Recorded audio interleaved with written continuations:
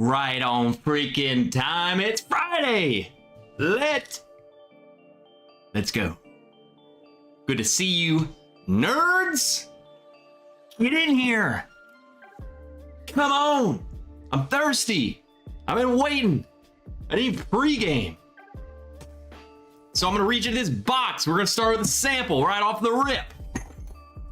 And drink some stuff out of this daggone box. I pull Old Elk. Wheated bourbon pick. 7 years. Oh. That's what's going in my glass first. What about you?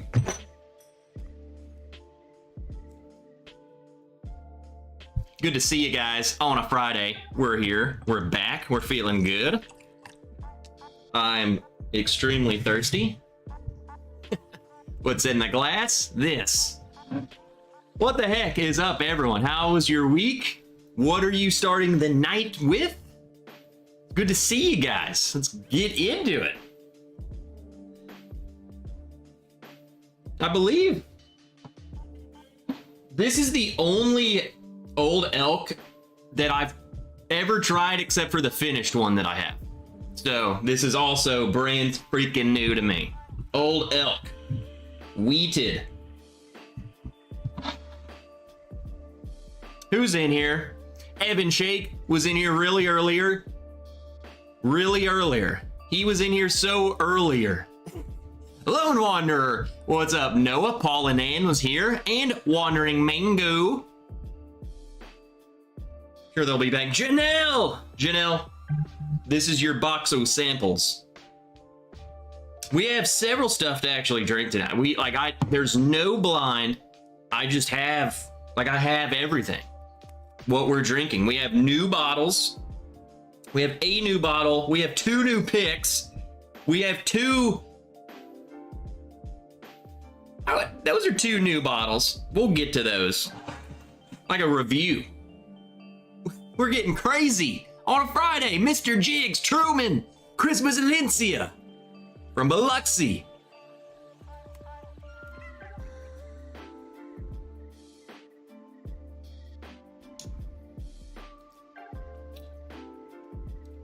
Interesting. That is. Like up front, I was like, man, this is totally a weeder. And then it's so spicy.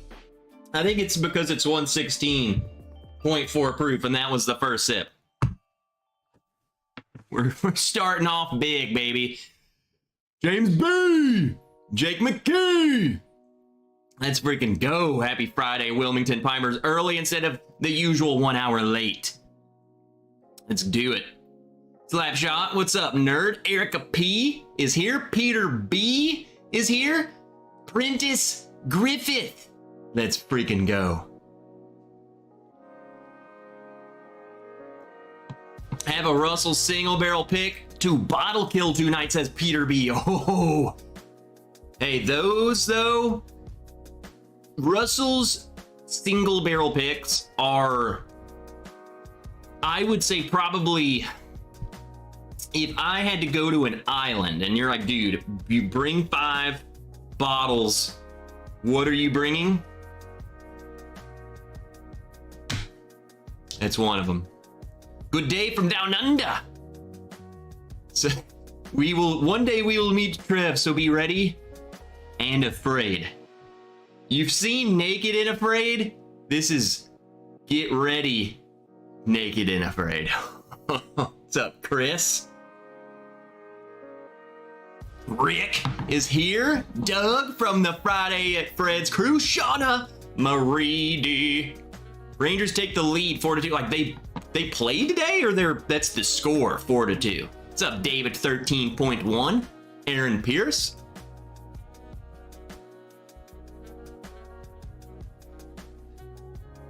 What's up, Kevin Campbell? So needed this stream after this week. Let's go. Me too, man. Me too, guys. We had a very, very unfortunate. I mean, it's like total first world problems. Third world problem. My normal editing day was Thursday afternoons because I had off. We had no doctor. I would come home and work. Now we got a doctor on that time slot, so I'm like, when the heck am I going to edit my videos? This is like threw a wrench into my life. You know?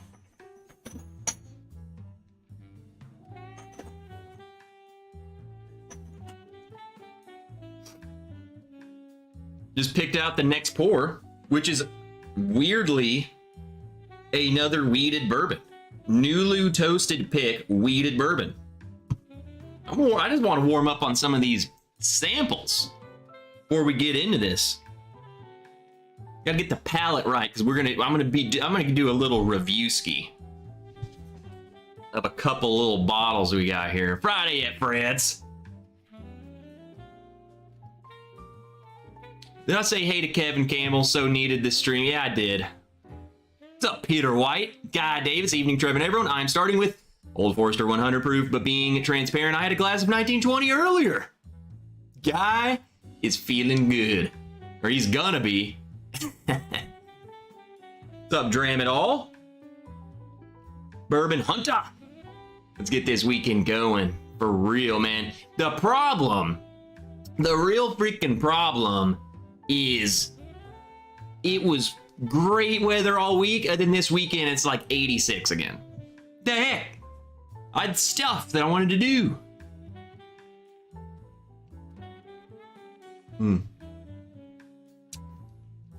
I like that old elk. What's the old elk that everyone seems to lose their mind over? It's like $100 or more. It might be more. And I never bought it because I was like, it's $100. What's up, David Easterling? Dennis. Right. Cheers, nerds. Everyone start smashing that like button fast and often. Furiously. What's up, Dylan? Welcome to the weekend, Dennis. Cheers, happy Friday. Good to see you guys. Get in here. You guys are showing up tonight.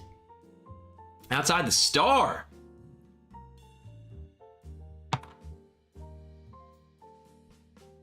Whew. I feel good. We'll do a little pour of this. And then we're gonna get into these little sample bottles. These other sample bottles over here I got.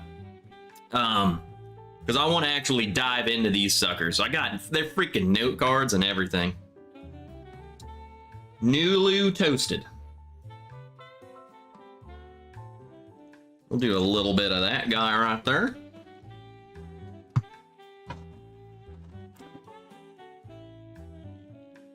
Yeah, get on in here. Let everyone know what you're drinking, what you're starting with, how freaking terrible your week was. What's up, Joe Dickinson? Hello from the University of Cincinnati. What are you doing there? Are you studying? Got a single barrel store pick of Caribou Crossing today. They do pics of that? The heck?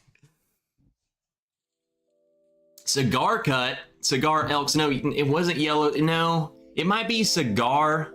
Was it the cigar one? Huh. Maybe. Probably. It was probably that one. I don't really remember. They have a couple of them at the store that are also around $100-something, and one of them comes in a box. Like a Jack Daniels, but just like a regular box, not a cool box. What's up, Joey P? Pours for tonight, Michter's Toasted, Barrel Strength Rye, and Yellowstone Store Pick Cheers. There you go. Toasted Barrel Strength Rye. No, that's not. I'm trying to think. There's a freaking Michter's. I think it's the Michter's 10-year rye. I have never once been able to identify that correctly in a blind. That is my kryptonite bottle. I've missed it every single time. It's ridiculous.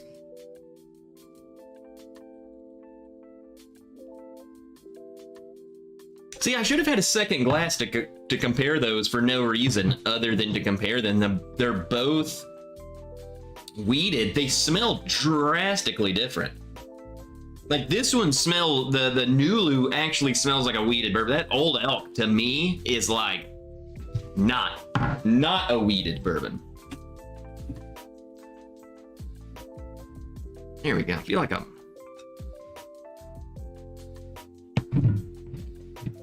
I'm just off-centered. I don't like it.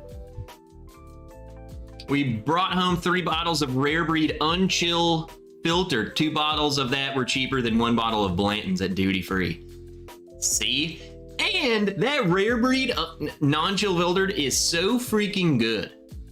Holy crap. Got some 2XO Phoenix, gonna kill this mother tonight. Let's go. I don't have any of those freaking 2XO bottles. I'm excited that the ones that they're coming out with, or maybe they're starting to drop now, seem really cool. Phillips drinking some E.H. Taylor Rye. Finally landed a couple Found North Batch 7s, just waiting for the cross-border meetup. I'm calling the feds. Huh. First-time viewer, is this the vodka reviews? Yeah, so today we're drinking some barrel-aged vodka.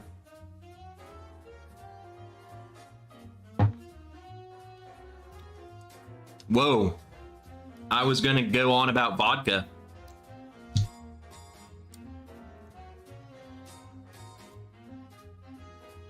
I'm gonna have to go back to that. That was strange. I think toasted stuff, I don't know if I'm actually a toasted fan.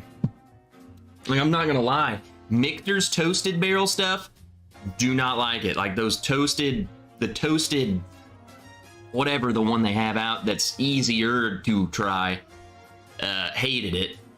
Freaking, I don't know. It just makes it feel weird to me. Almost rubbery. You know what? Do you guys get that?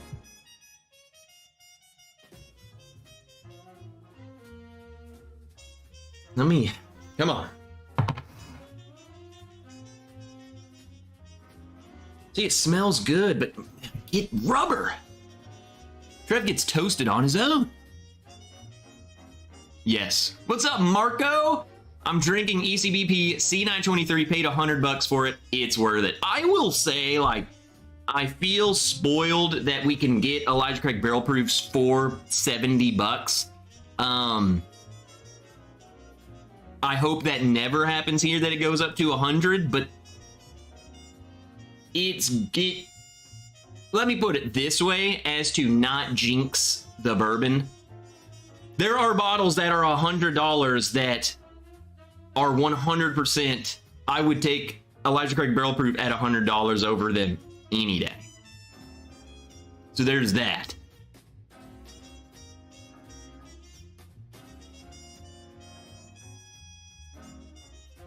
Nulu Toasted Buddy in the glass. See, I got it again. I don't think it's whatever this pick is. It's not that it's a pick. I think it's the toasted. I've noticed that with several things that are toasted, that I just, not really my thing. Smells fantastic though. I don't know. Toasted.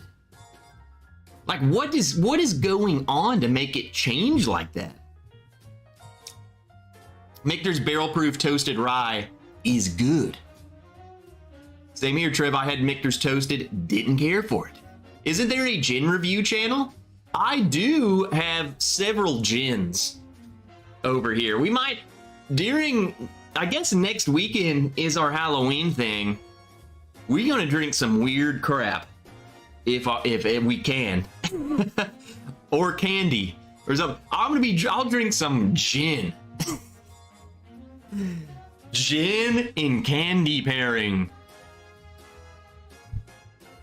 Not much on the rubber thing in my glass.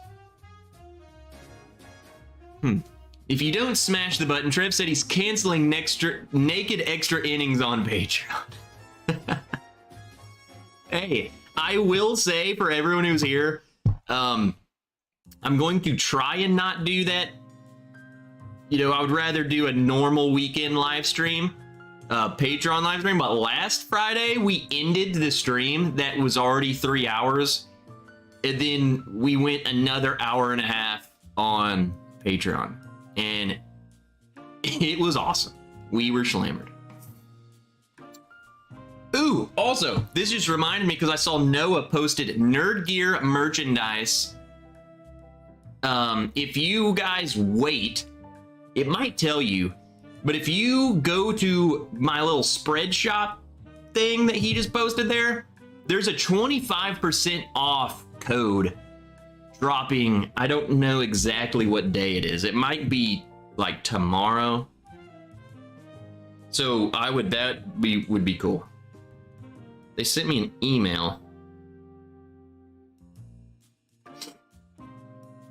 I don't know. It's like this weekend.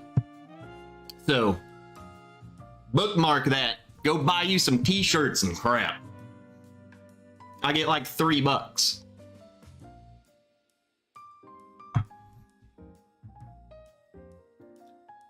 Yeah, see, man?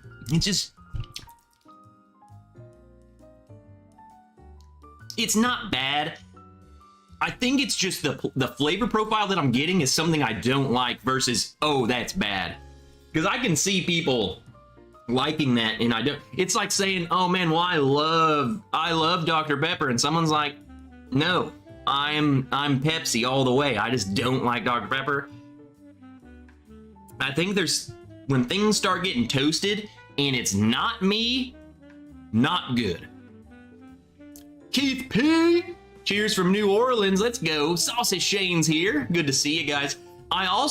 Some of you guys are probably chatting and you're noticing my name is green and I got a little bronze wrench next to me. What the heck is going on? Last week, Chris Jenkins went crazy and was like, all of you are becoming members to get those wrenches. So, what's up, Kelsey? You freaking nerd. And your other nerd, Jeffrey Wack. What's up, nerds? I passed out and woke up with a wrench last week. Don't know where that came from. I think we should do a little review ski. We're flying through this, but we can spend some time with this. I have these barrel samples. Barrel sent me a couple samples, and I haven't even tried them yet. And I figured, why not? We're drinking new stuff. These bottles are new. See how close I can get it. The Tale of Two Casks and the Amberana. You've been seeing these pop up on freaking Instagram everywhere. They sent them out to a bunch of us to let you know. And I'm just going to tell you what I think of them. Very interesting, though. The cask series. So the Tale of Two Islands, we're going to start with it because I think it's the weird one. We produced the legendary Tale of Two Islands rum, a Jamaican rum matured in peated Isla single malt barrels. Those empty casks have been used to finish a blend of straight bourbons. Okay? Where did I go? This is a classic bourbon with notes of old-fashioned donut and coconut macaron.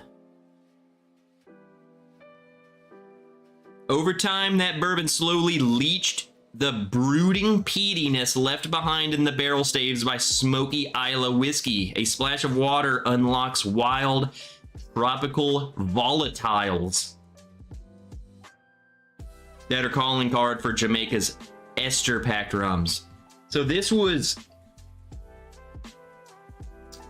an peated Isla barrel that had rum in it. And then once that rum was bottled, they said, hey, let's take that barrel and put bourbon in it. Okay, let's, interesting. Just got the Jack Daniel's Bonded Rye today. Anyone try it? Curious before I crack it later. Erica, let me know when you crack it, because that is also a bottle on our docket. I picked that up this week too. Also had to pour 3 of it the other night. So We'll be getting it, Erica. We'll drink it together. How about that?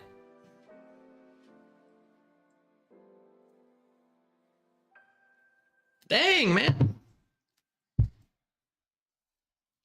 Let's start with this. I'm drinking the Jack Daniel's Bonded Tonight. First time opening. Let's go. I have a lot to say about it. Again, I feel like I could shoot I have so many videos I need to shoot. I'm currently editing one. I'm trying to figure out a new schedule to actually work and enjoy my life. What's up, James Haig? Hey, there's Chris Jenkins. I talked him into existence. If the bourbon is honey forward and toasted, sometimes it turns the honey into honey wax and it can taste like melted candle or plastic. Not a fan. Joey P. I think that might be what is going on to me. Like when I say plastic, yeah, maybe. I don't know. I don't. Wax. It almost reminds me sometimes when you open up some of these like Amazon boxes that clearly came from like a China freaking factory and it has this plastic smell. That's kind of like, that is when I say plasticky, my brain thinks to that smell. It's weird. All right. Tale of Two Islands. Interesting. I will say, Barrel's their marketing game to make these little bottles, these little cute bottles with labels. Okay.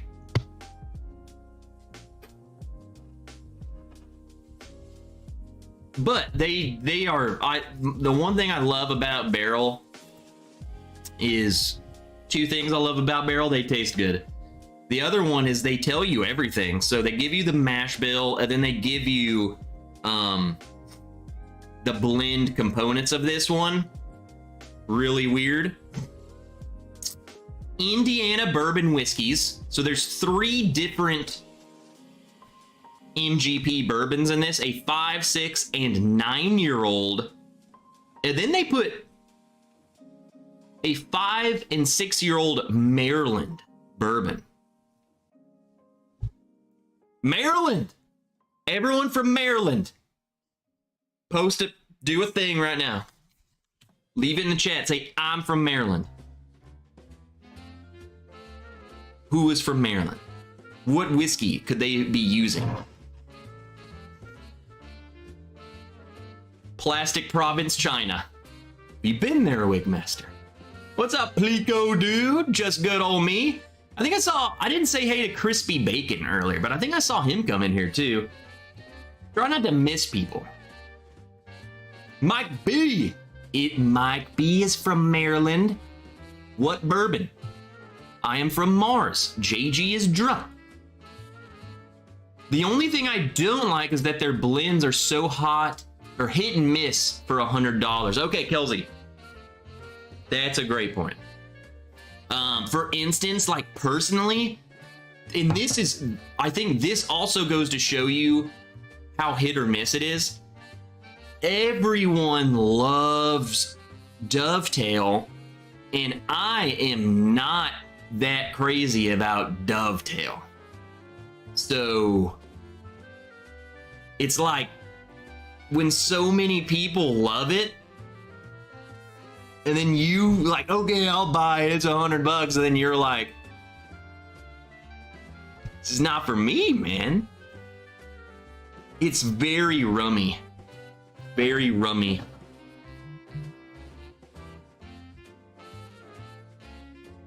Whoa. So the Tale of Two Islands, the first thing that I started looking for was the peated Isla, and there is no such thing as peated Isla on the nose of this.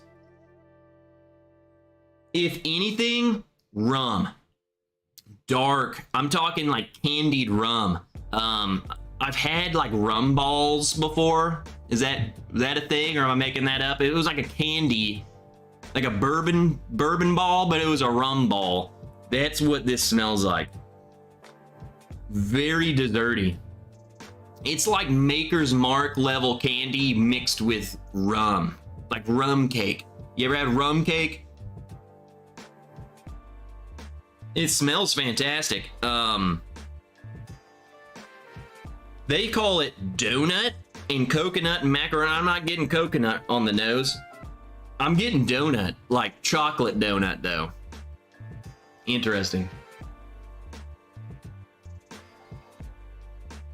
Bottled in Bondage. We should do a pick called Bottled in Bondage. If we could do a Bottled in Bond, speaking of picks, we will be diving into our next two barrel picks. They're here. They're sitting right next to me. And they'll probably be released next week. I moved out of Baltimore before Sagamore was built. Let's try it. It smells fan-freaking-tastic.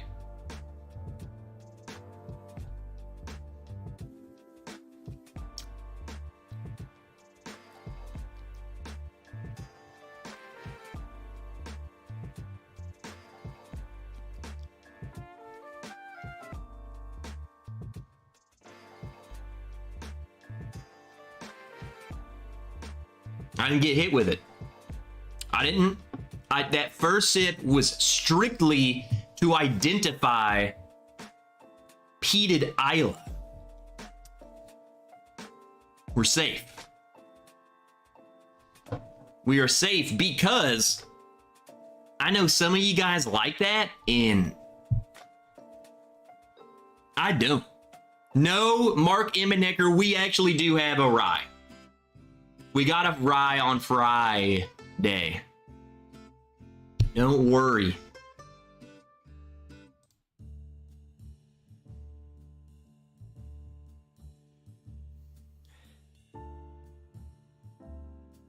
I'm actually really liking this. It's desserty. It, to me, man, I don't know. I'm no expert. I'm just a dude. That first sip, I didn't get a lot of those notes that they talked about. Maybe we need to add a little water to it. I'm getting maybe the rum, you know, the rum cask that, or the rum that was in there, making it a lot more desserty. I think that's where the dessertiness is coming from. Doesn't taste like a rum though. Peated? I don't think so. I don't think the peat was there.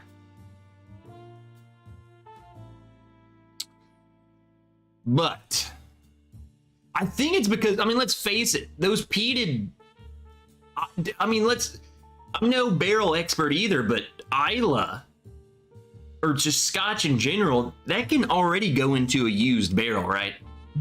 And then, so how much flavor is being left behind in that barrel from the peat? And then you put a rum in it, how much of that flavor, that peat, that's absorbing, and then you're putting bourbon back into that? Like, what truly is left over will not be enough to be like a significant player in the blend. I mean, I don't know. If someone actually is an Isla lover, maybe they can pick out a note in this that I just can't. It just smells like a dessert bourbon. It's freaking good.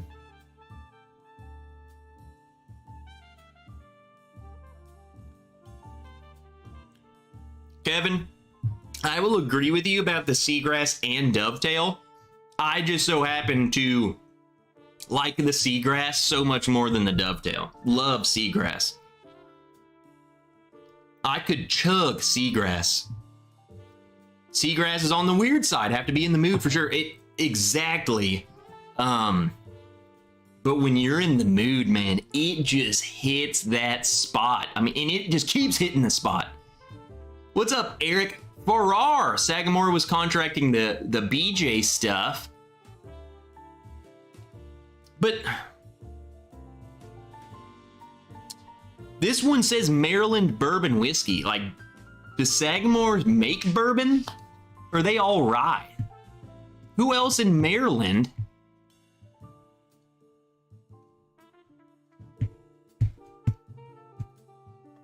Okay, let me ask you this.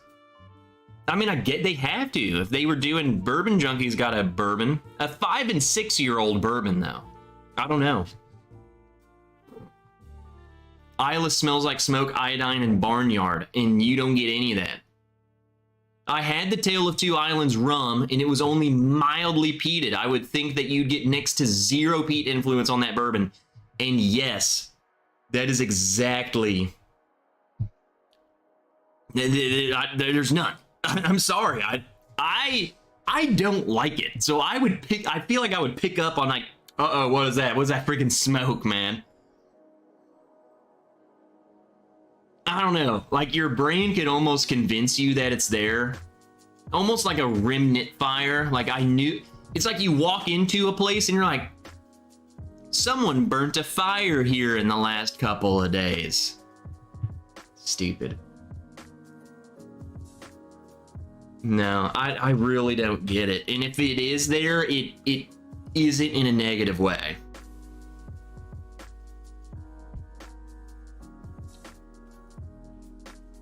I think it's really good. I think this is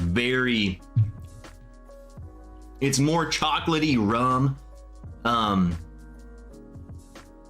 Like, seriously, a rum cake. My Mama Ranch makes a great rum cake. It's freaking fantastic. I feel like I could eat that rum cake and drink this and be in heaven. Just fan-freaking-tastic. Yeah, that's a good one. Don't know the price of these. They don't mention that on here, but it's barrel. So we're 80 plus, guaranteed. And that one, 118.22 proof. It does not drink that way.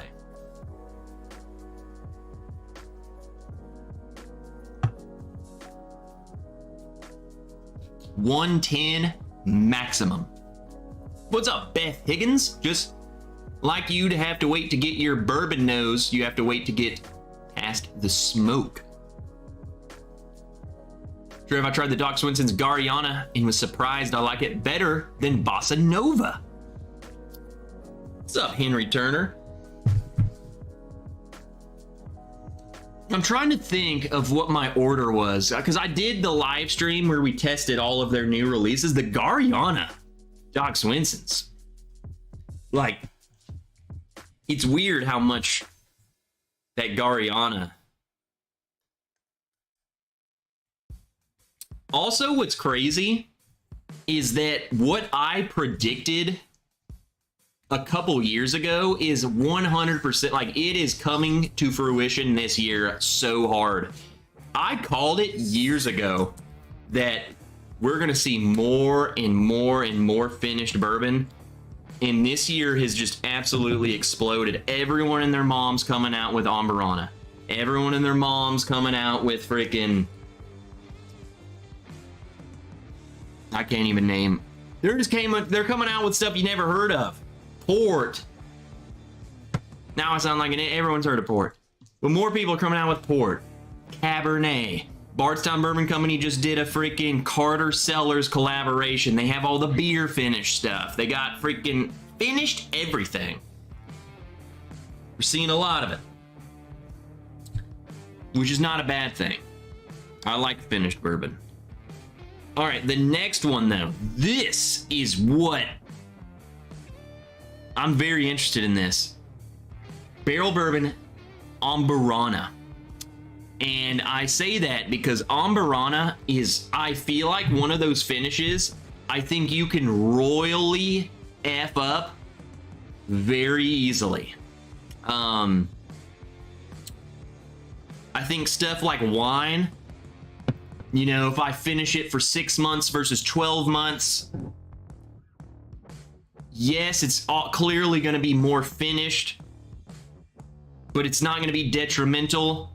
I think if you find the sweet spot, and if you land in the sweet spot, you're good. I think Amberana's sweet spot is like this. And if you land over here, it's so sweet. It's too much. You don't want to drink it. Like, wow, thanks for the diabetes.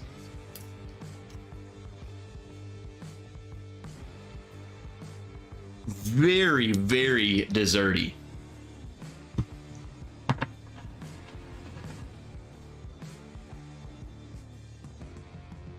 Also very, very distinguishable. I think you can, once you start trying Amberana stuff,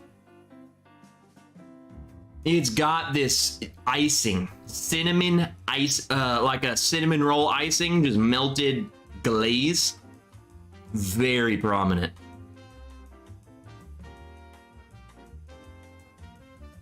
Starlight has run the gambit, I think, for finished bourbon. I think they've done every single freaking finish under the sun. Try the Saints Alley. What is that? Oh, Christ. Everything spicy. Trevor, you need to try the new Pepper X. No. Abso-freaking-lutely not. What is the Pepper X?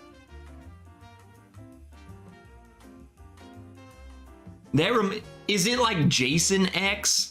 The worst movie of all time? What's up, Jeffrey Jankovic? Drinking an Eagle Rare store pick and won the lotto for the Pride of Anderson County. Super excited. What are you gonna get? What are your choices?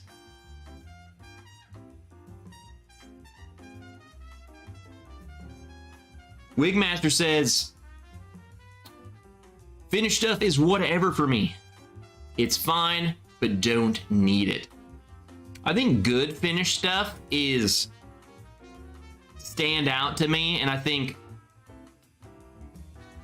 other finished stuff, I don't even know if we want to call it bad, whatever. It's the subpar stuff is just whatever. It's almost like a waste of time. Like, why did you waste all that time to put out? There's a couple bottles. I think we're at a point right now. I mentioned this years ago that I wanted to do like a finished bourbon bracket, like a Sweet 16 or whatever, March Madness. I don't know. I don't watch freaking basketball. That with finished bourbon, and I think we have enough. We're just going off a rant now. I think we have enough that we can do that, and it would be very interesting. Some of those bottles, I guarantee you, would be eliminated just because they don't taste finished at all. It's just bourbon. So it's like, why did you even take time to put it into a wine cask if you're not gonna let the wine do anything? The Sweet 17 tourney. It's the new hottest pepper. I will not ever do that. What's up, bourbon before bacon? Is it? So it's the new hottest pepper, but aren't all the hottest things like freaking lab grown, genetically modified, dipped with Satan's tears stuff?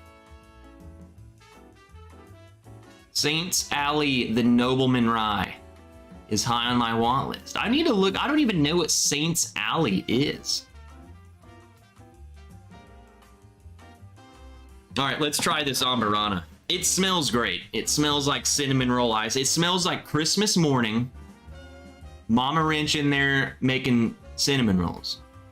What it smells like. And it is, the more you say it, you almost get the dough, like the cinnamon roll dough too. Sounds unappetite. You know, it smells good.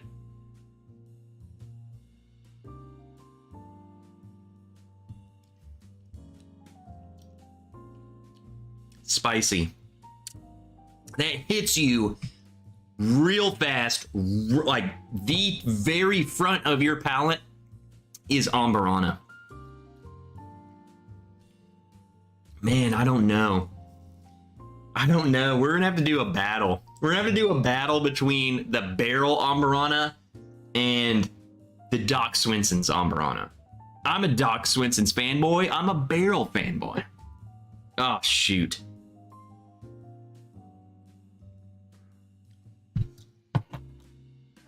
Let's collect ourselves. We'll go back to it. Leslie Ann Haig. The better Haig. Cheers to a good weekend. Let's go. Didn't win the VA ABC lottery for Blanton's Gold and straight from the barrel, but did get a John J. Bowman this afternoon as a consolation. Which one?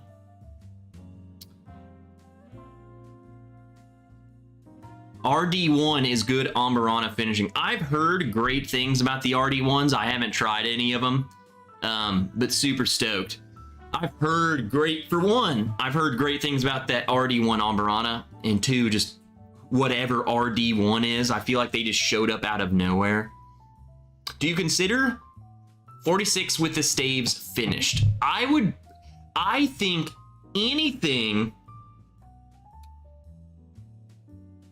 that comes into contact with anything else other than the original barrel, I think,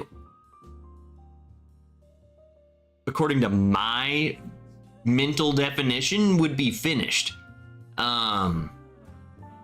When I say finished, though, like most of the time I say finished and I'm referring to like I'm putting it in a different cask, is much more finished, you know?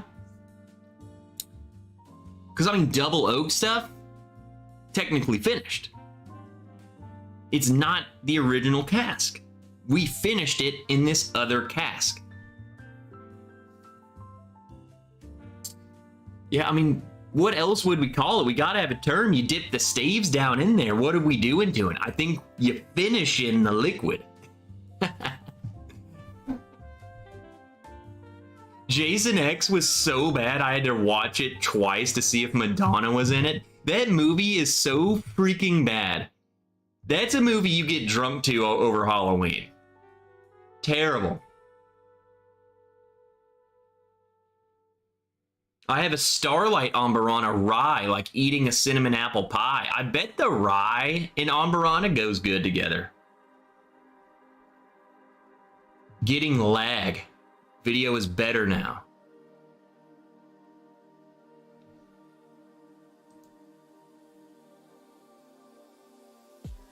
Yep, I did get a little error from YouTube. Sure did. I mean, it's nothing I can do. I can just look at it and it's telling me YouTube. Okay, we're good. Every time we get laggy, that means you got a drink. What's up? And also, go figure, Donnie.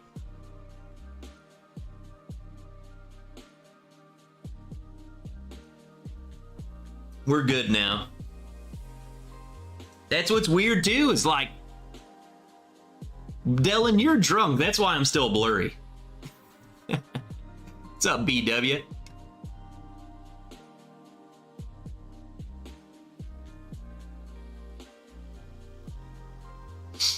It says we're excellent now.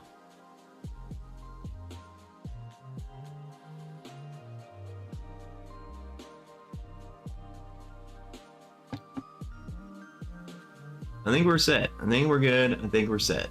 Hit the like button. We gotta get to 100. We're good. God.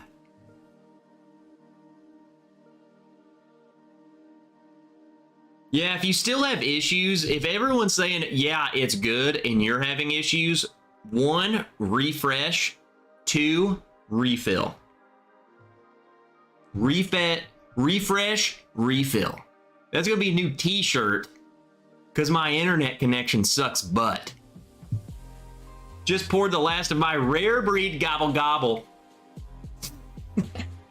That was the dumbest thing I've ever said, Shauna. Did you guys see that Rare Breed came out with a new label? They've updated their label again. Wild Turkey is the most... those fools change, you know, they refresh their label designs like every freaking year. So the Rare Breed just got hit with a little refresh. It's still 116.8. So it should taste exactly the same. Should. What do you think about a maker's finish in Amberana? I don't know. It might be, I don't know, 2? 2? No, the price did not go up. they literally just, the label's a little bit different. The label's a little bit different. It should be the same exact stuff. You know how they're always changing, oh, we're gonna, whatever. It looks different.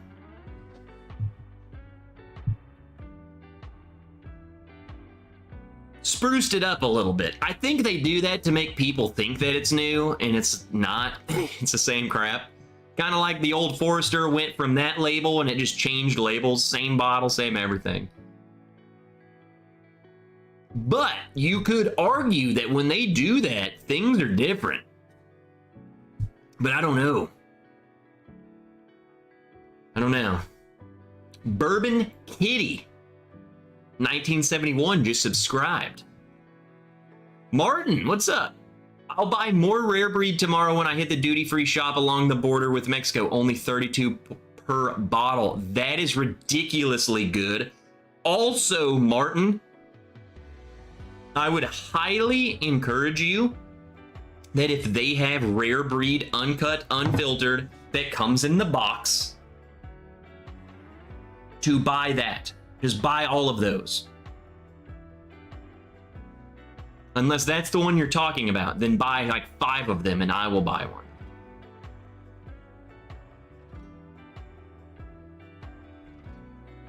I got mine when I was in Mexico too.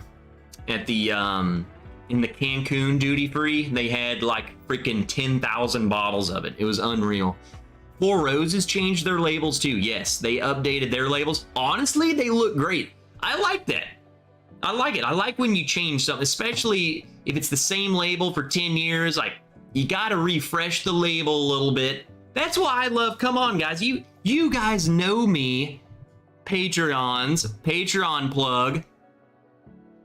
We come out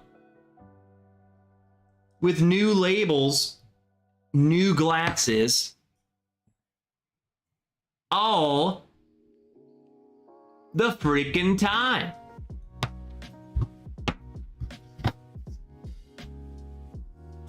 You know, you gotta spruce it up a little bit. Bourbon Wrench Patreon.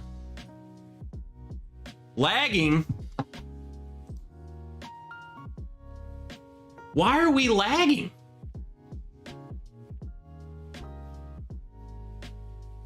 It shows good on me. I think you guys are lagging.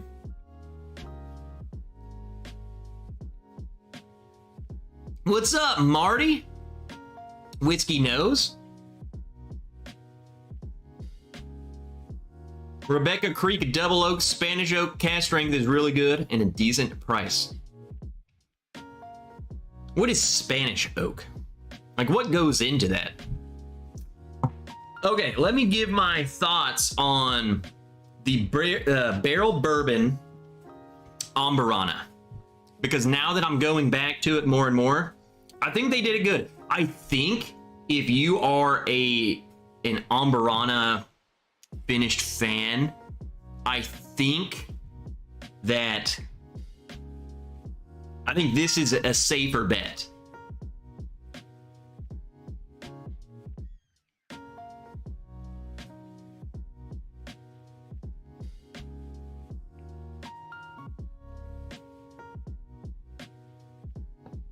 No lagging for me, Trev, on the big screen. Every time lags, he goes blurry. I refresh and have to watch an ad.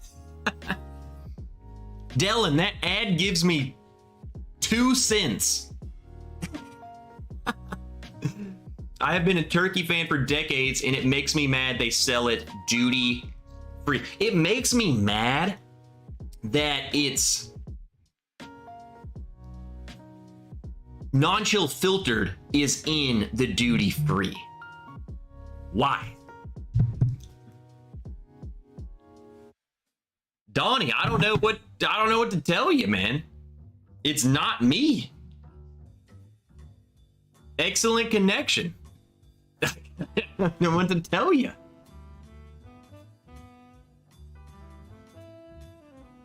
Are you guys in 144p pixels? Beth Higgins, I want a 4 grain 4 barreled bourbon. Those fools probably gonna do it. I mean, there's nothing I can do. I mean, if you can't watch it, you can't watch it. But there's nothing I can physically do to change my internet connection right now. I don't know. I'm trying. Hey, the people who stick around will stick around. There's nothing I can do. I'm trying here. What's up, System Trend? No joke, but I'm watching while I'm in the shower. Truman says he's in 1080p. What's up, Mark Vasco? Trev, is the barrel less Amberana forward than Doc Swenson's Bossa Nova? We have to do this.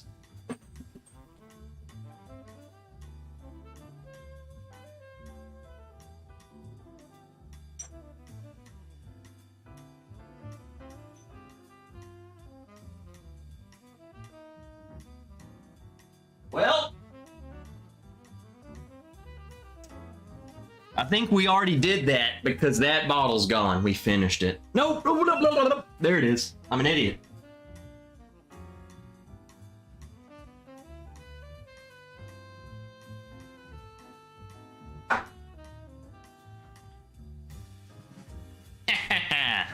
Found it, suckers. Let me just do a little dibble dabble.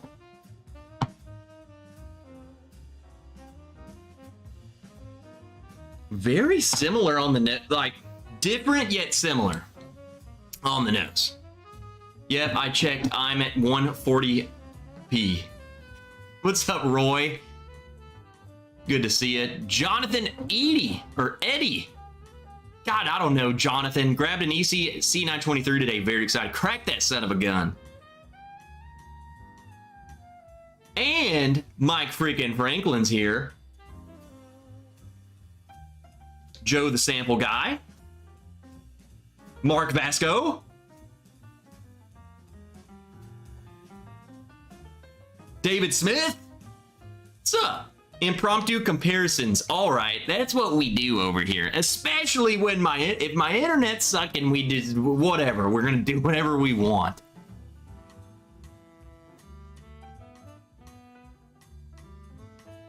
I will say the Doc Swenson's on the nose is much more of the MGP forward. Like there's this vanilla thing going on that I just totally get, like this freshness from MGP that I'm getting that the barrel does not have, which I think is coming from the Maryland.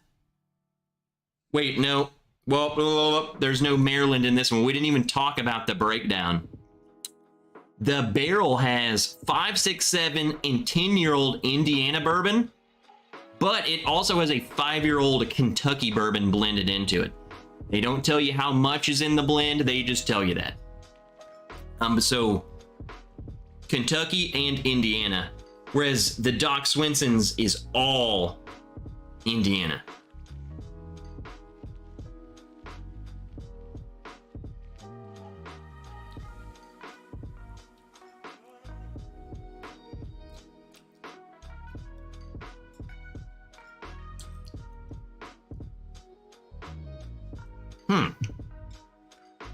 That doesn't taste anything like I remember it tasting like.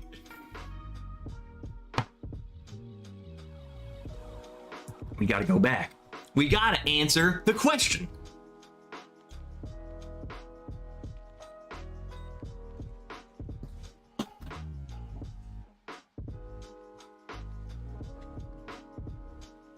Oh. And the question was, is the barrel more Amberana finished than the Doc Swenson's? It's thicker for sure. Smells more, there's more going on. A little more complex on this one.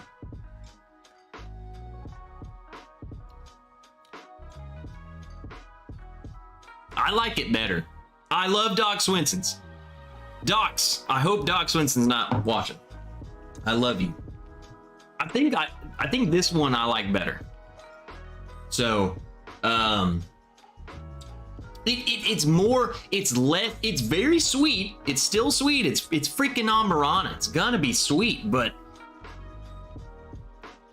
it's not cavity inducing. It's not diabetes inducing, but still thick and complex enough to be, you know, enjoyable to just sit and relax and sip on.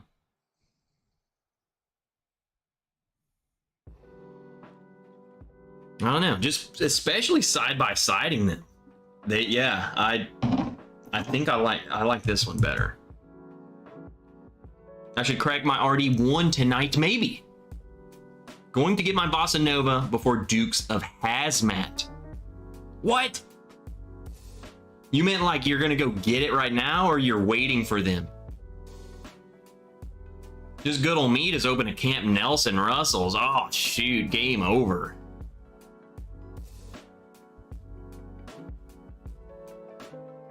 Yeah, I don't know. The more I'm smelling this, and especially after side-by-siding it with the docks, I thought I loved the docks until this. I wasn't in love with this. You know, I liked it, but now I'm like, I don't know, maybe I'm liking it more than I thought. It just smells like there's more complexity, like there's just better stuff in it, I guess. I don't know.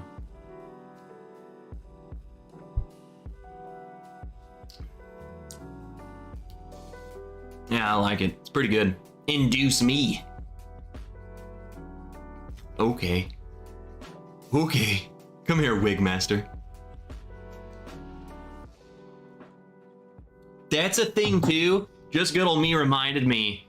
And he wasn't even talking about this bottle. He just said, love the spicy finish long. It reminded me though, between this barrel and the docks, the finish on this is much, much better. They're similar-ish proof. The docks is 112 and the barrel's 116. But it just feels, I don't know, it just feels better. More complex. Great bottle. Again, don't know the price. We can look it up. They're probably $100 for sure.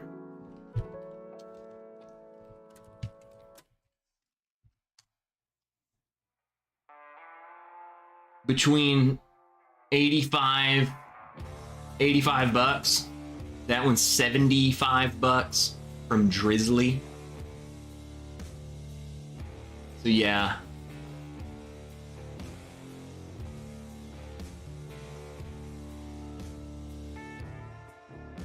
Yeah, that's what I'm seeing, so. I don't know, man, for 85 bucks, that's expensive for sure, but if you are a barrel dude or dudette, just refresh so you got 2 more cents. You're welcome. I freaking love you guys. I hope you realize I control as much as I can control, and I'm just here with you.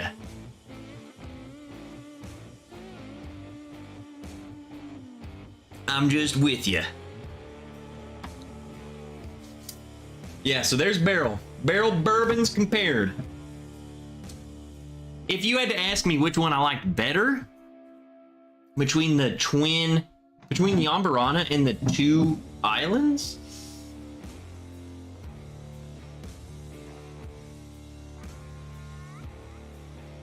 I would say the Ambera, only because it's bourbon finished in Ambera. That's all there is to it. That's what they say it is. That's what you get. The cask, the Tale of 2 Islands, is good. I like it, and I think you would probably like it too if you spent the money. I think though that people are gonna look at the breakdown and be like, rum barrel and then peated Isla, and then they're gonna drink it and they're not, you know what I'm saying? I feel like all of this information about it isn't going to show up at all in the bottle, and they're gonna be like, well, you set me up, like you set my expectation for this and I got this. Whereas the Amberana, I'm setting you up for bourbon and Amberana, and here's bourbon finished in Amberana. That's what it is. So the Tale of Two Islands, I do not get smoky peated Islay. Still really good. It's a great bottle. If you like dessert, freaking, it's great. I'm just trying to look at it from like a consumer standpoint. If I'm reading the label, I don't know what this is, and you tell me this whole story about freaking this, I'm going to expect that, and it's not there. Let's get into some rye. Jack Daniel's Bonded Rye. Just got this. Just got this in the state. So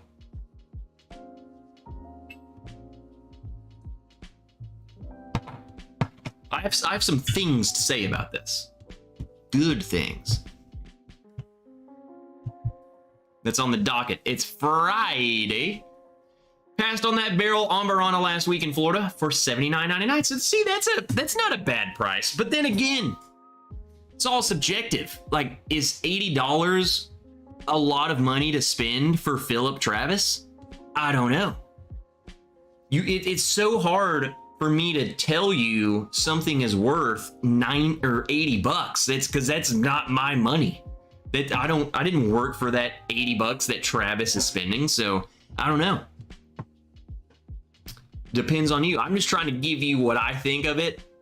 And if you have the means of buying it and you agree with what I think, then maybe. That being said, this bottle's $30. And when it's $30, I don't care. I'm going to tell you when it's good and you should go buy one or not. If you can't buy a $30 bottle, then you shouldn't get into bourbon.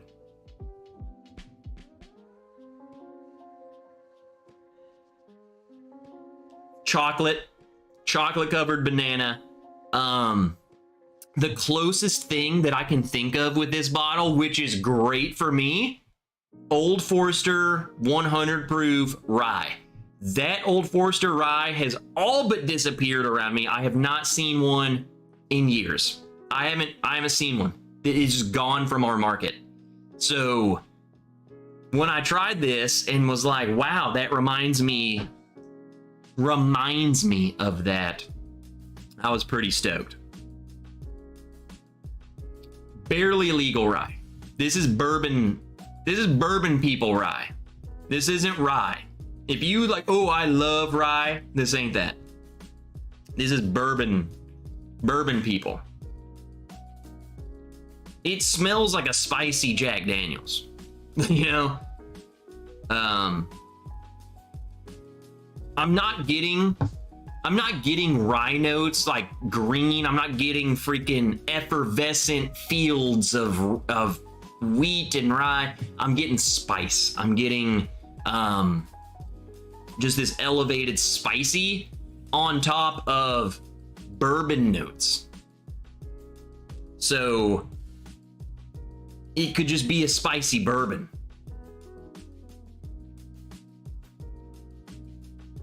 I bought a Bardstown Origin Cask Strength instead. Okay, Philip. How was it? The Jack Daniel's Bonded Rye is wild. First sip was bananas and spice. Well, I'm smelling it. Let me get into it, Mark, because it's literally what I was about to say. It's unreal.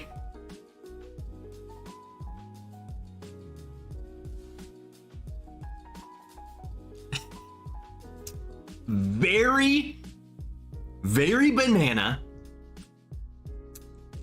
and spice. Not, I don't even know what kind of spice to tell you other than it's not the taste so much as the way it makes me feel. You eat something spicy and your mouth reacts to it. That's what that does. It tastes like a chocolatey banana with spice to it. It really, you could probably put this in a blind and it not be called a rye. Not getting, you know, I'm not getting any dill or freaking whatever, you know. We have plenty of Old Forester 100 proof rye. Come here and watch a Browns game. Go Browns! The Browns! If you guys watched the video that I published the other day, I filmed that right before the Browns game. The Browns went and won against the 49ers. The freaking toilet bowl Browns beat the freaking 49ers.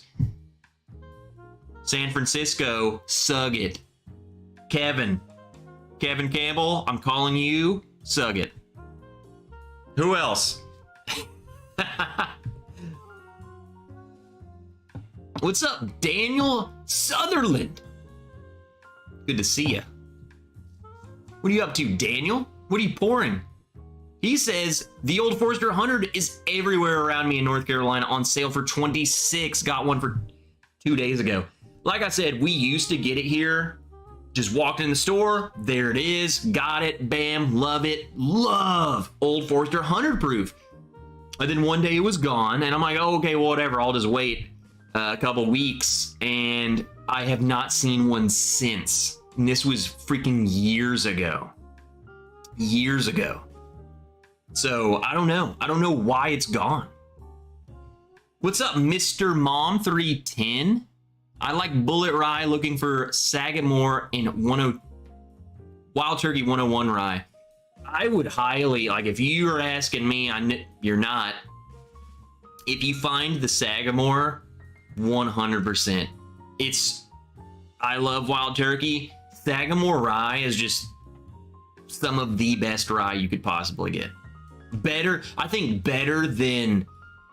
it's better than Wild Turkey 101 rye. Just Sagamore, good. What's up, James Lay? Sorry I'm late. Been in Atlanta again all week. Love y'all. Well, we freaking love you too, James. And you're late.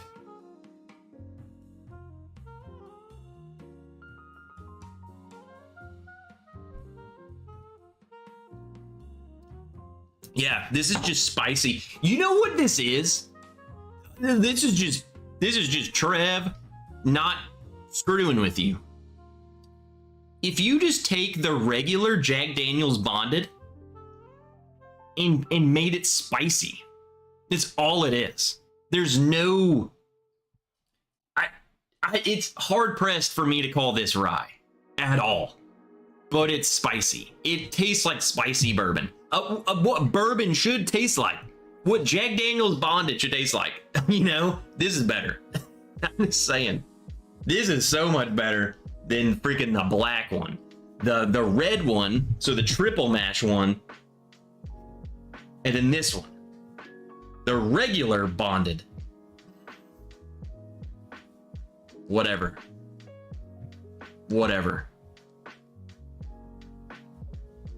Yep, I've been there. To where? Sagamore? Or been where? For the Jack Daniel's Bonded Rye, I think would be interesting side by side with Wild Turkey 101 Rye and Old Forster's. I need to get me another Old Forester Rye. I bet you that would make for a freaking great blind. I agree with you.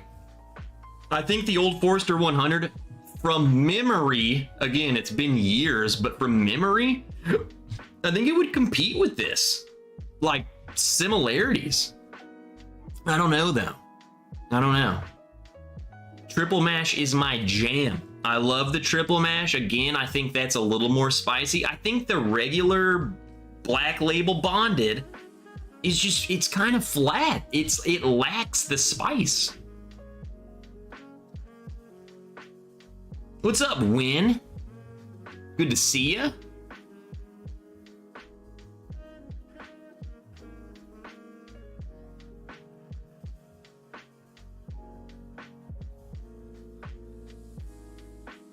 We're talking about a store just south of Charlotte, North Carolina. What do you mean?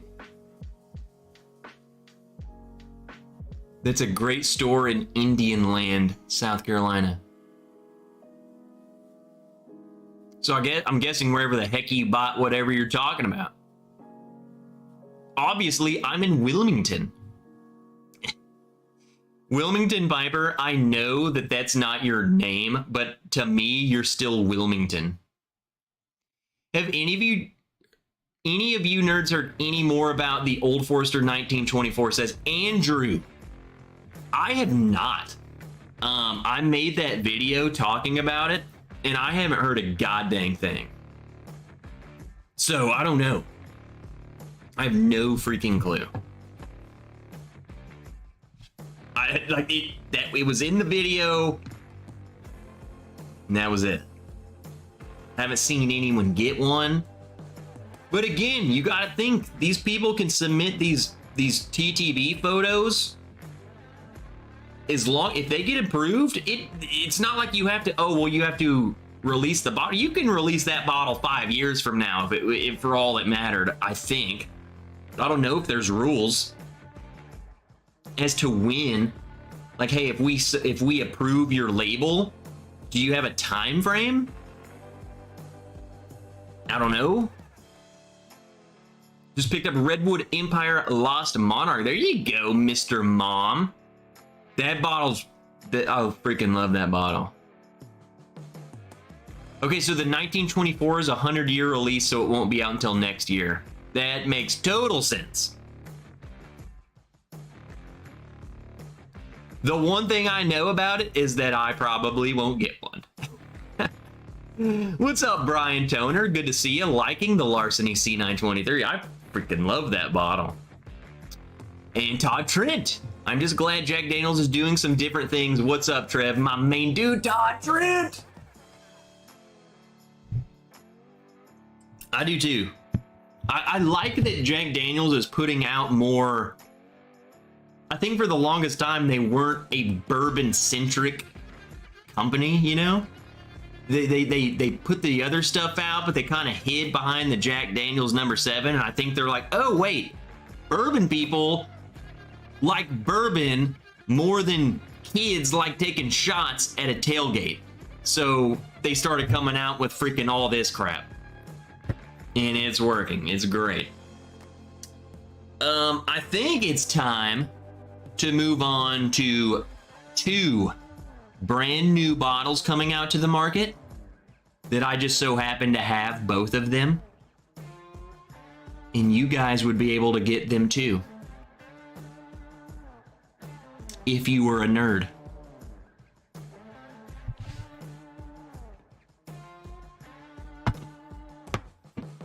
These 2 bottles right here are the very next Bourbon Wrench picks with thewhiskeychannel.com. Evans and Pike and codename EC8. Infinite Oak. I can't tell you what EC8 means. What's up, JH? So we're going to try both of them. Infinite Oak.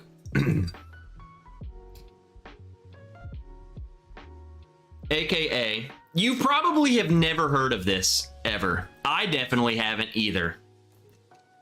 But this is a bourbon. It's 118.5 proof.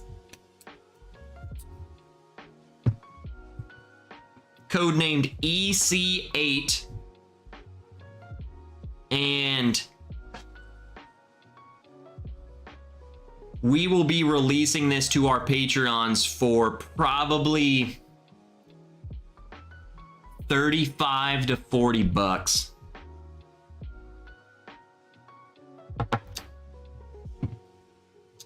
Something weird to talk about with this bottle, though. Especially since we were talking about the barrel bourbon, the 2 islands. This one is bourbon whiskey finished in single malt cask. Also screw top. Screw tops, meh. It's more for us, brother.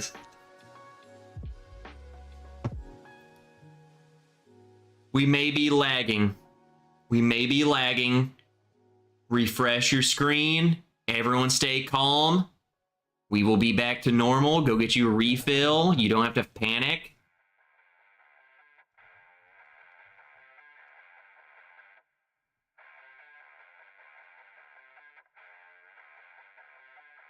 We'll wait for YouTube to tell me we're good.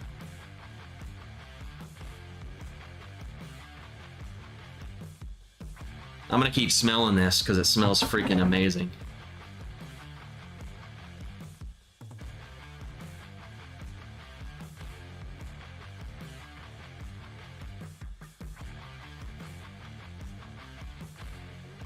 How is the single malt cask going to affect the bourbon? Says Peter White. I don't think it does at all. That's what I was gonna say. Okay, we're back. We're back to it. I was gonna tell you that it doesn't. It really doesn't. I don't know. You almost, to me, I if I could, I would almost just not even put that on there because I feel like that would turn people away. But I don't know. I don't get single malt.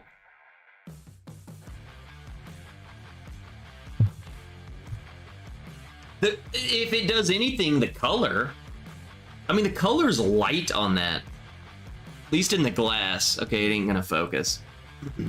What's up, David Bays? Top dog? Okay, whatever. It's not, it's struggling. It doesn't.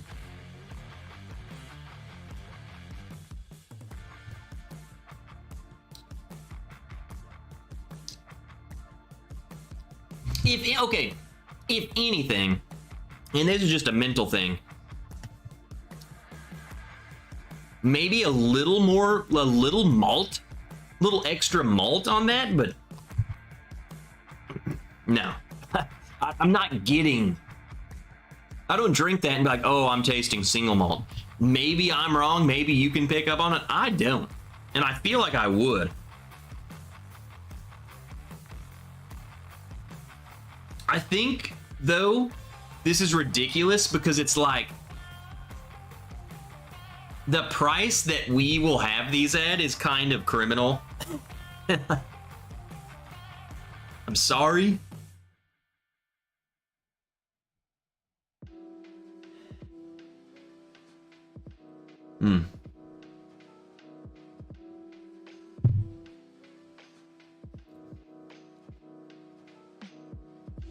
Someone asked about the aging process. We'll just read what they say about it. Because I don't really know how to explain it. The barrels used to go into bottling Infinite Oak are never emptied. This Infinity Barrel bourbon is continuously growing older. While having young, soft, fruit-forward bourbon added to these barrels, Infinite Oak uses a variety of mash bills and styles to create a full round palate. Codenamed EC8.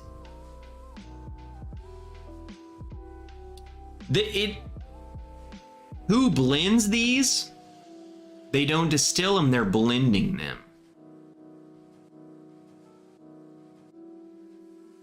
This is a blend of EC8. And it's screw top. You know what? If you talk crap about screw top, then you need to change. We gotta fix you. The proof of this is 118. 59.25. 35 doll hairs. Bourbon Wrench pack. Okay, so there is the game on. All right. Definitely rhymes with Smilija Dregs. That dude sounds pretty cool.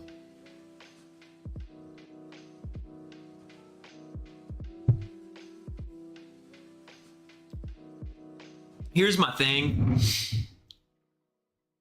What's up, Top Shelf Dustin? Screw top? You can just... I was about to flip. You can replace this with a malort screw top if you wanted to. I will say, why I love the fact that we did this barrel pick was because it's cheap as piss. I want to be able to put out stuff that you've never heard of that's freaking 35 to 40 bucks that's good.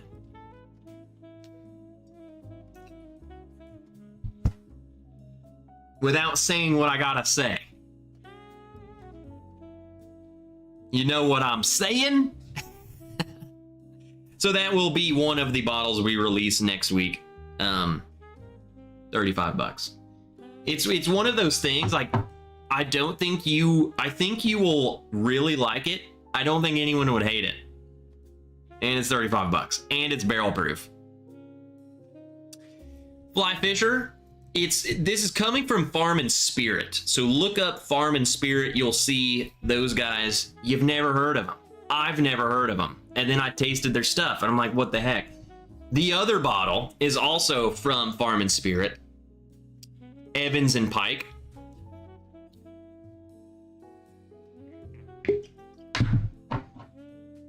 I'm gonna tell you guys right now.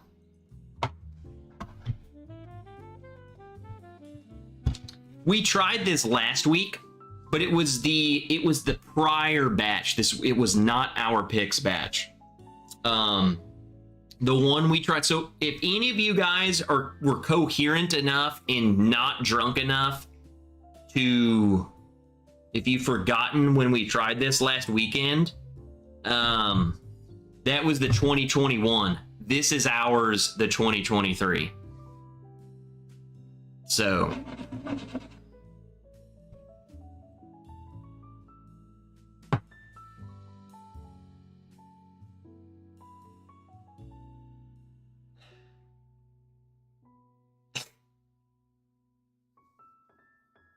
what's up, G of Sayon? I'm boycotting Pappy until they bring back the screw top. And Gandhi Road is here.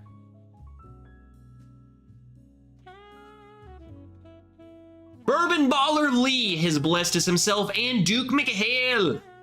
Screw top's better than cork rot.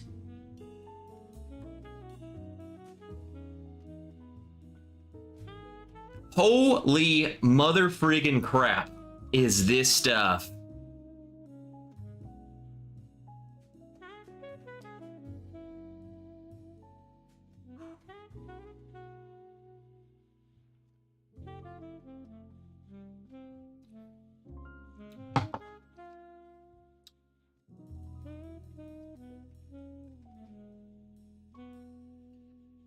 The only disclaimer I'm going to give you on this bottle, you have to like aged bourbon.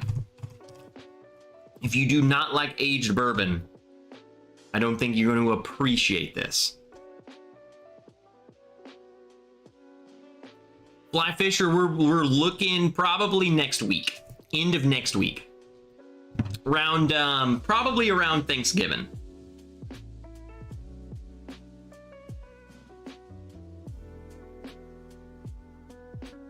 So,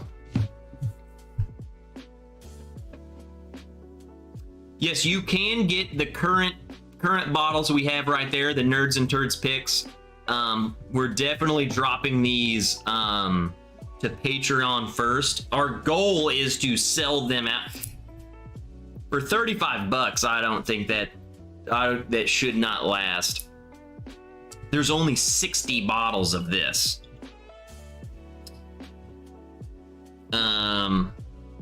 This bourbon is aged in a Solera, so it's Solera aged with bourbon from many different states of several different ages and mash bills. The oldest bourbons were distilled in the year 2000. So you're looking at 23-year-old stuff. Only the bourbon from the barrels containing the oldest bourbon is taken for bottling. Now, I know You might be like, what is Solera aging? Whatever. I don't even know if I can explain it in the right way, but you're taking a lot of other barrels, 23, 10, you're blending them together, but you don't bottle it all. And then you pour more barrels into it, and then you bottle some, and then you pour more barrels into it, and then you bottle some. So technically, the oldest stuff is, who knows? You could throw one barrel that's 23 in it, and then you could just say for the rest of time that it's 23 years old. The thing is that they don't mention that. They don't claim an age statement on this. All I can tell you is how it tastes, and it tastes like it's got aged stuff in it. So I don't know how much or from where or freaking whatever, but I mean, I just, you know, it's dark. You know, you can, whatever you want to think about Solera aging, but you still have to claim age on that. But that's okay. They don't claim an age on this at all. They just let you know when the oldest one was, which was the year 2000. They don't claim, we don't claim, I say we were allocated 60 bottles of this stuff. You're looking at it tastes highly aged. I'm just gonna tell you right now, it tastes like it's 15 years and beyond. I would say, if anything, like if it was just Trev talking to you guys, what I thought,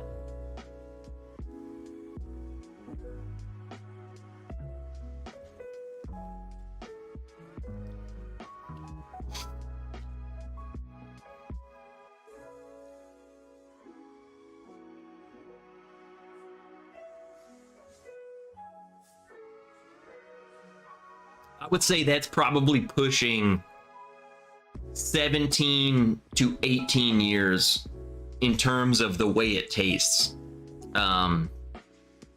There's obviously other stuff in there that makes it not, you know, like more cohesive, but it's definitely aged. I do get in, this is full transparency. And to me, it's the best way possible. To some of you, I bet you it'll turn you off, but I don't care. I'm transparent. There has to be, there's got to be some very, very high-aged Dickel in that, because it reminds me a lot of my Dickel 17-year-old pick that I have.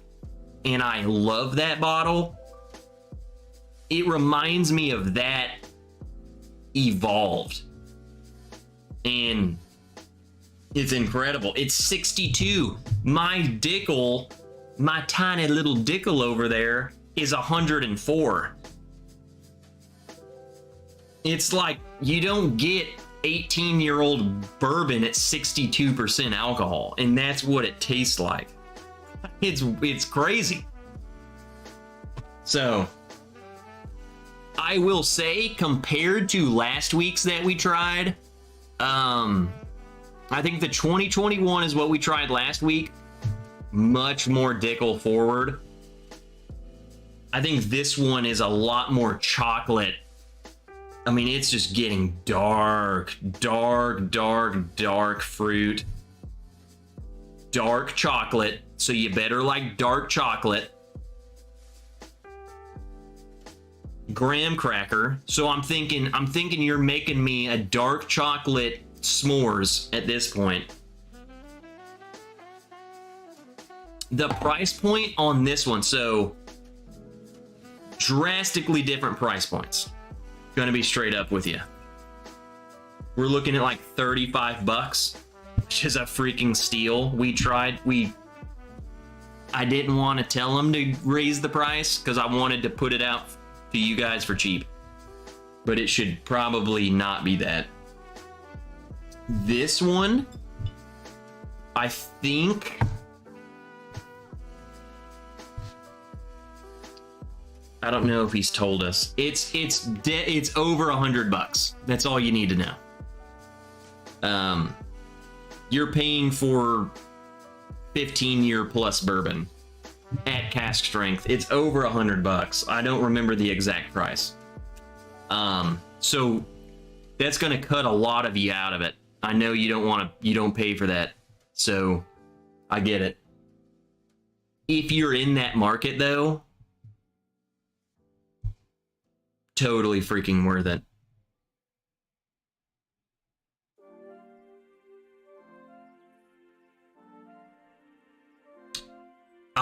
$150 probably that's probably what it will be. There's only 60 bottles of it though, so just for the people who like that, so I'm buying more of it myself. It does, it reminds me stuff of like freaking Calumet 16, stuff like that, just old bourbon. I freaking love it. When I say over 100, I'm basically saying it's less than 200, but it's definitely over 100. It's probably 150. I don't make the prices. The bourbon makes the prices. And then we get a portion. I don't decide what shoot, if it was up to me, I would sell it for whatever I wanted. $60. I'll buy 1,000 of them. Cheers to the weekend, nerds. Sipping on a few different things this evening. Started off with Nulu Toasted Pick. That's what I started off with. Penelope Toasted, and now Peerless Double Oak. All good, but Johnny Dean is talking about that freaking Nulu Toasted, and he loved it, and that was the bottle that I was like, I don't know if I like that. JH, I thought David said 140. I will, again, a lot of the pricing and stuff is like, it comes down to the last minute.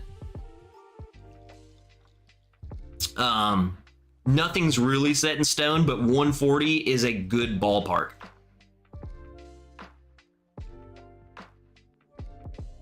The Rangers lost tonight, dude. F the Astros. Everyone raise a glass and say what I say. Sug it, Astros.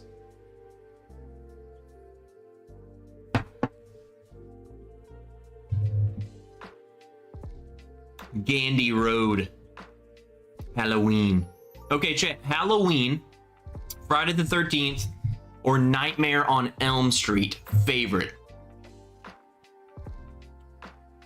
Yeah, we should start doing this. We got to gear up for Halloween. Overall series, I think I would pick Friday the 13th. I love Jason. Jason's my favorite bad guy. I hate Freddy. Freddy pisses me off. That's why I love watching Freddy versus Jason, because I'm like, yes, my favorite guy is killing this stupid freaking claw man.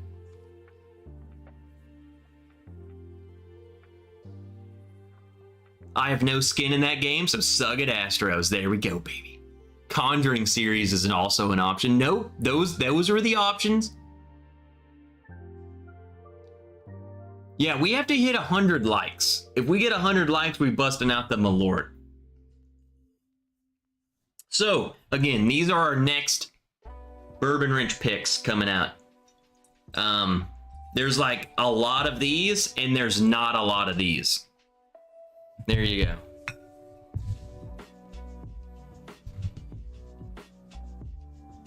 Total, they're both freaking worth it. They're both worth The one is worth paying the 100 plus. The other one's worth paying freaking a Subway sub for. Ridiculous. F the Astros. There we go. Exorcist is the scariest. Have you seen the news? Have you seen the new Exorcist? Because I've been wanting to go watch it. I don't know if we got plans tomorrow. Maybe we go watch it. Mariners fan here. Hate the Rangers. Hate the Rangers. Hate the Rangers. Hate the Stros more. Yes, they are releasing at the same time. They're the same place. There's, like I said, 150 of these, and there's freaking 60 of these. So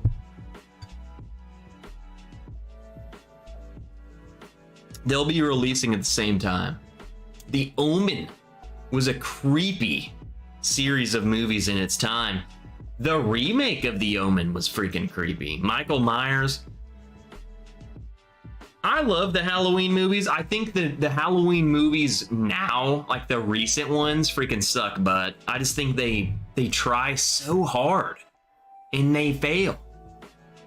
I was at both Twins Astros ALDS games in Minnesota. Heartbreaking. The whole world, Anna, was going for the freaking Twins. And by the whole world, I mean me.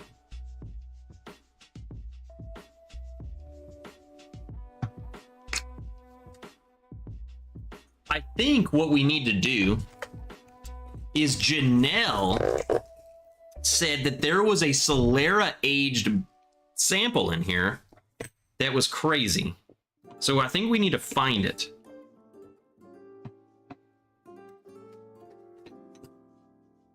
She sent me a ridiculous amount of samples. It's unbelievable.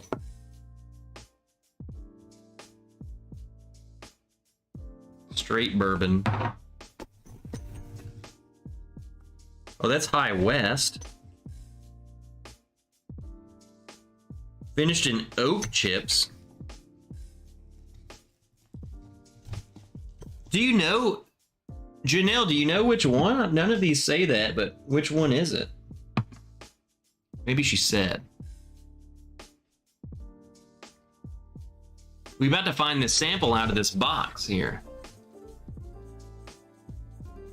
What's up, Tyler H? Anyone know good liquor store out in Sedona, Arizona? Someone help Tyler H out. I sent a crazy Solera aged bourbon in that box. It's wild and dark as hell.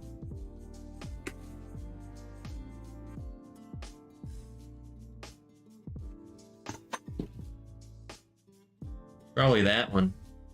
Dark Door? Maybe?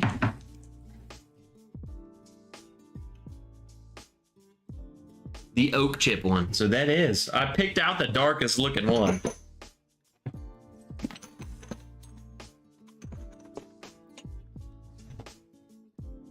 Rob Zombie Halloween's pretty good. I think the newer ones, though, like Halloween Ends and all this crap, it just, man, they just really dropped the ball to me. They're not scary. They're just stupid. The original Scream movie. Oh my God, dude. I freaking love the Scream movies. They're so dumb and so cool. They're cheesy. If you guys want some good movies to watch for Halloween, if you have Netflix, I highly encourage the Fear Street movies. There's Fear Street 1994, 1984, and then 1666, whatever. The Fear Street movies. They're cheesy slasher movies that are just done great. They're done great. Yo, Jesus Christ, that's dark. Dark Door Spirits. World's best and the world's best dad. 120.8. Finished in oak chips. What is that?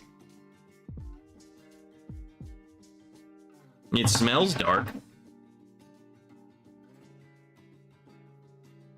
I like that.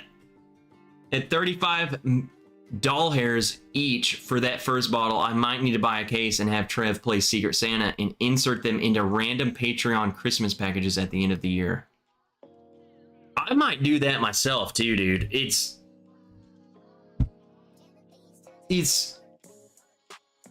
I don't want to be that.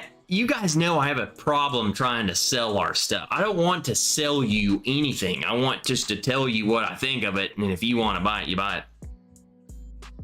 The price of this is absurd. That's all I can say about it. Can we change to the spooky music? No, we absolutely cannot do that.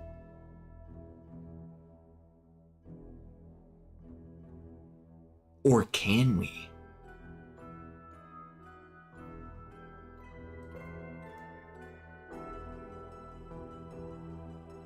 Are we at 100 likes yet? I think my body is needing some malort.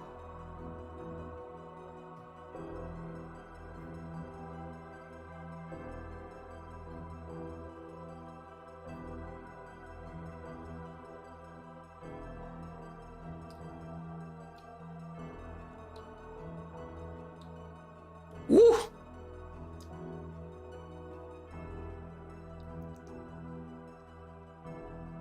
That reminds me a lot of this Dark Door Spirits. Reminds me a lot of Journeyman. Dark Door Spirits. Tampa, Florida.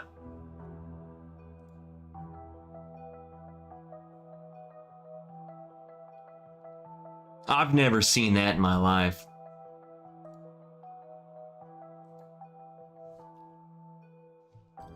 Reminds me of them, though.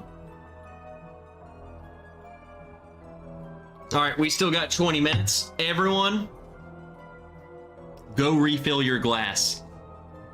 And leave in the comments either, I want to know, tell me what you're drinking. And in the same comment, I want you to know, let me know your favorite movie. Say, I'm Brian Toner, this is what I'm drinking, and this is my favorite scary movie or series. So maybe you have a favorite movie, but you like the series more. Let me know your favorite scary movie series. AKA, I'm a Final Destination nerd. I love those movies. In the Saw franchise, love them.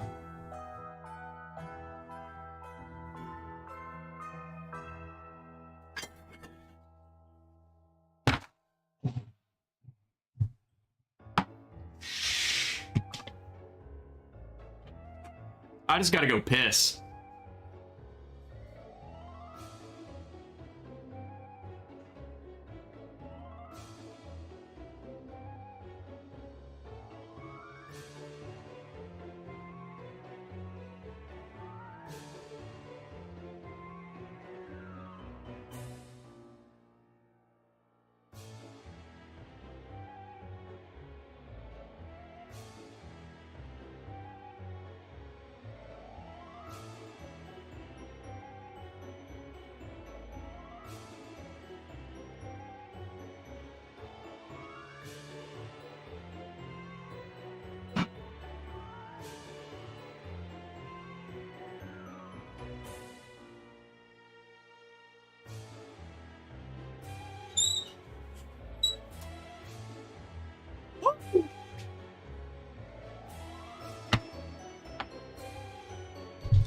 Sometimes you just, you just can't hold it.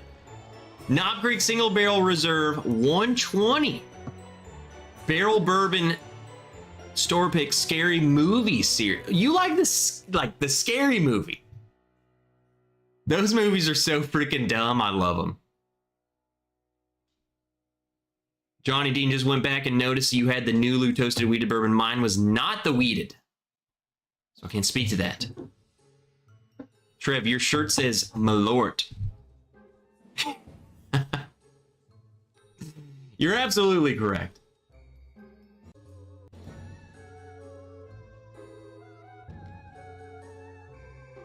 Larceny, C923, and The Conjuring.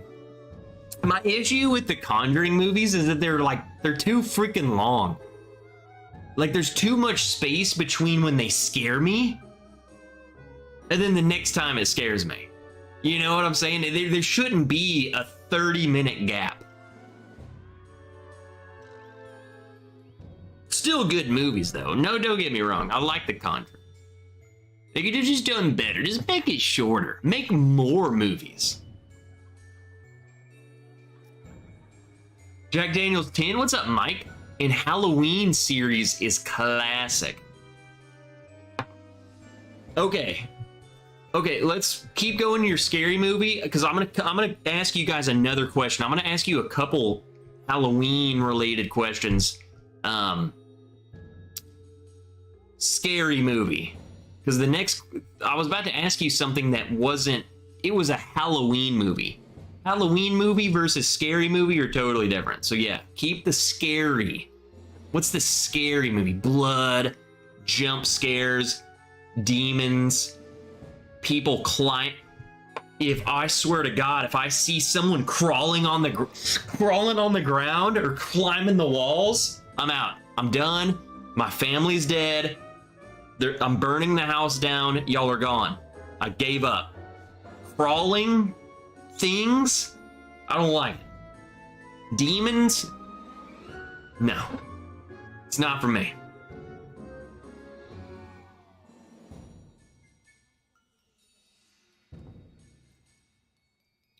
Jaws got me back in the day. Poltergeist. I honestly, as a remake, the newer Poltergeist was pretty good. I will say that. And I'm just throwing that out there. I know you're probably talking about the old school one, but the newer one's pretty good. It's decent, but I liked it. The original The Thing, Keith, I agree with you, but I will say the original Thing and the remake The Thing, which came out in like 2006 or 9 or something, I like them both. I like them both. I can see why you could. The original's better. They all use like practical effects, but they're both really freaking good. I love The Thing. Love that movie. I saw Jaws at the theater. Ooh, The Ring. The Ring is pretty classic too. So Shauna says that too. The part of The Ring, like in the first Ring, so you never, like, the whole TV thing doesn't happen till the end of the movie. Bro, when the water started spilling out of the TV, I was like, that the goddamn Scotch. What?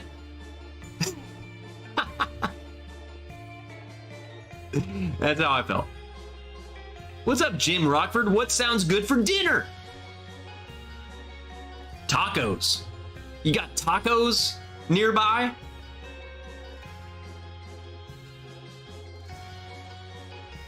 "13 Ghosts" is my fave. 13 Ghosts, is that the movie with, that's the movie where they're in the house, right? And it's got the guy who plays, Shaggy in the Scooby-Doo. Yeah, I don't particularly love that movie. It's dumb. In a good way.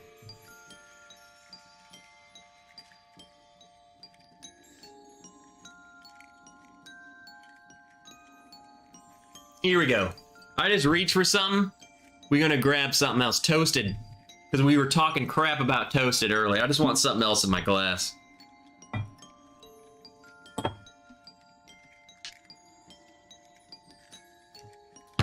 We'll do malort in a second.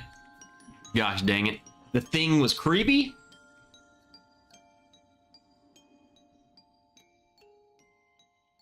Big Bourbon Guy. Hi, John. Midwinter's Night's Dream 8 House of 1,000 Corpses. House of 1,000 Corpses. That's a Rob Zombie movie, right? I don't know if I've seen that. Just got a message, Trev. Keep it going. Matt's not streaming.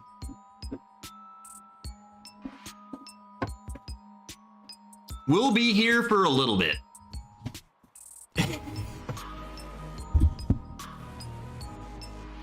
Who's in for some extra innings?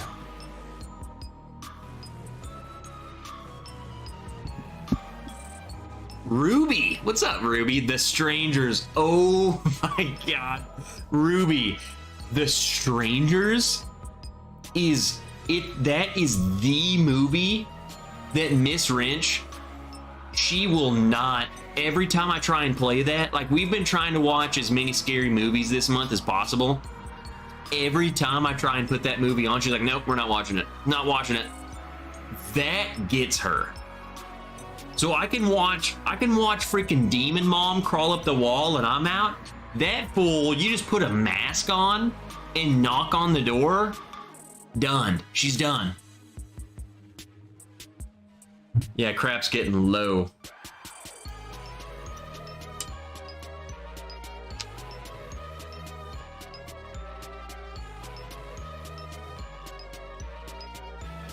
Everyone, Bourbon Wrench Patreon rewards, we're coming out with the next batch. So if you're not in it, if you're not on the Patreon, we'll do a little more.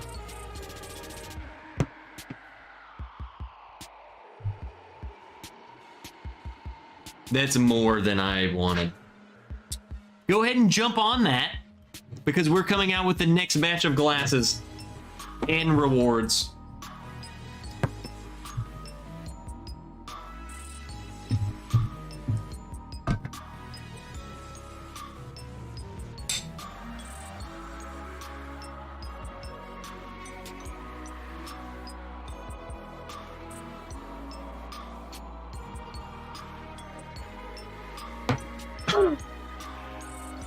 Normal.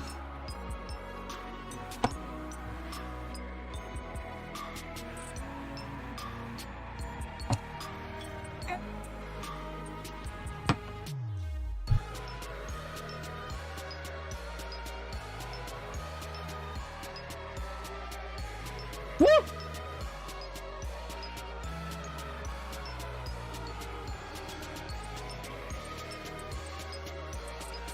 It pisses me off.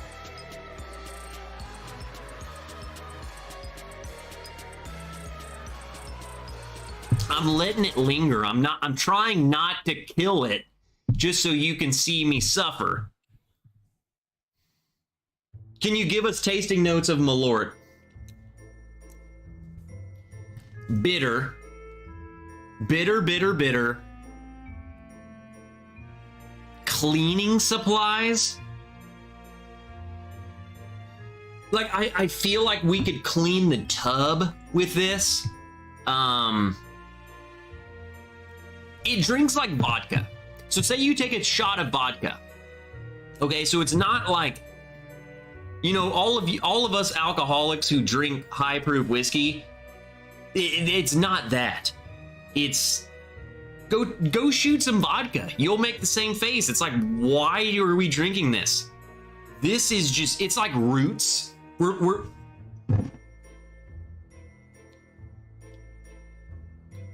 the forbidden fruit. That Eve. The apple. That's in here. Bitter berries. Berries that killed the Neanderthals. In here. Toilet bowl cleaner. In here. Piss. For color. For color only, because everything else hides the taste of piss, but the color comes from urine. It lingers, like my tongue, I'm telling you, the bitterness is unbelievable. Unbelievably bad.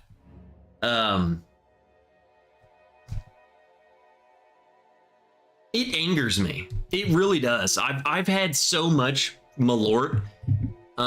This is I've consumed all of this, and this is not my first bottle of this. That's how much malort we've consumed, and I only drink this on live streams. So the fact that we're even this low, plus this is my second bottle, is a dang shame. There's stuff floating in it. The camera doesn't pick it up. I notice it every time. There's freaking stuff floating. Like, it looks like skin. It's like someone with dry skin did this on into the bottle. It's disgusting. It's unbelievable.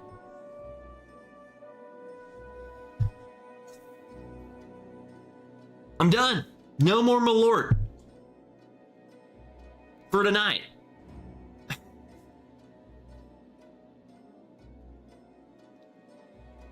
Think about the taste of an aspirin that dissolved on your tongue.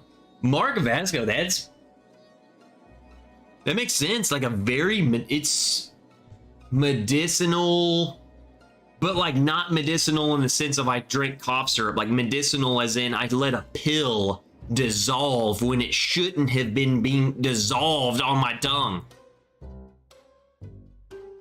Ooh, I like Cloverfield. Shauna, what did you think about what was that movie called? 10 Cloverfield Lane, I think is the name of the movie. That's a good movie. I highly encourage everyone to watch. Let me make sure that's the name of the movie. 10 Cloverfield Lane came out in 2016. It's got the dude from Monsters Inc. in it. Great movie. John Goodman. Yes, John Goodman, that's his name. John Goodman. Highly recommend that movie. Great movie. Definitely fun. Arachnophobia. Oh, dude, that movie's good. That's a classic. That's a good one. I love that movie. Cheesy as piss. He's battling spiders at the end of the movie. They came out with the new Boone County Toasted Cast Strength. You want it? Well, let me try this one, dude. James B, you know. I don't know if I'm the biggest fan of the toasted. It smells good. Again, the toasted stuff always smells good. It's the taste. Malort cleans grease off the driveway. It cleans anything off the driveway.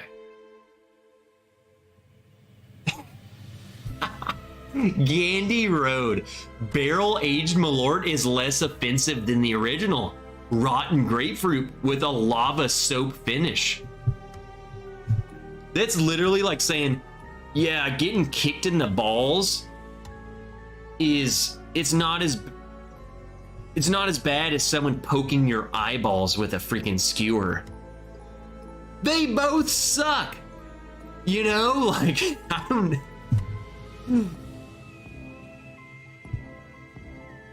Darkness Falls, says James. What about Leslie's favorite movie? Creep Show with the Devil Bamboo?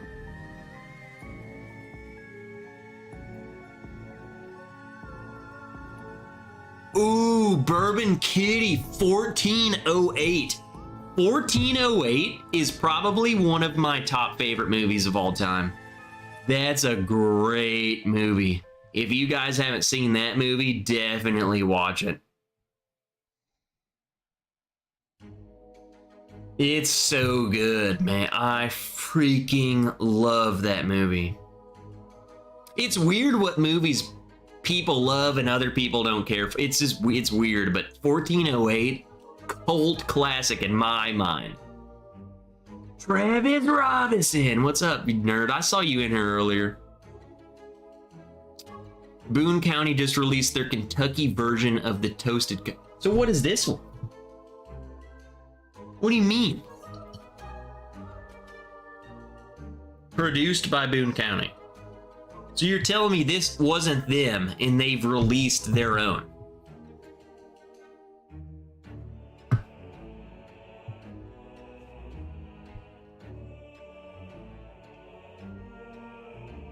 Critters? Mars?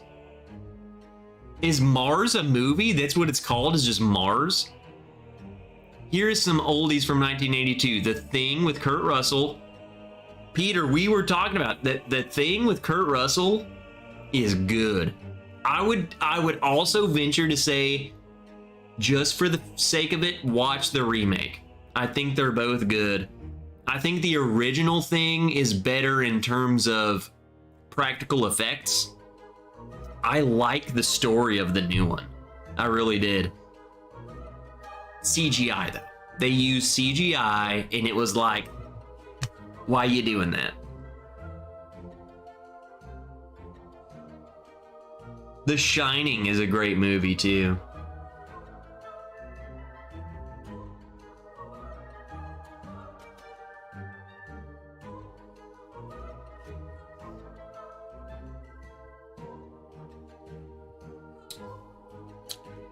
See?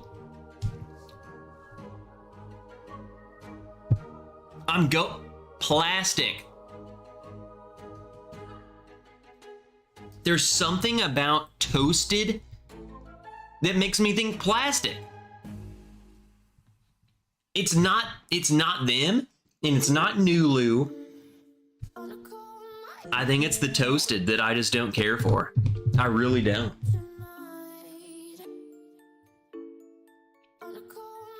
It's like I drank something. It's like I took a bourbon and I melted a little plastic into it, and then like, I think I'm about to get cancer now.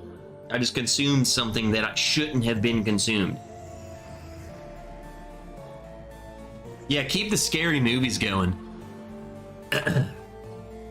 Here's another question. Keep it going, but here's one that I want to hear from you guys, because there's a movie that I have in mind that is a cult classic. I will go post. We got a little Patreon chat again. Join the Patreon. Not only do you get access to barrel picks and upcoming glasses and coasters,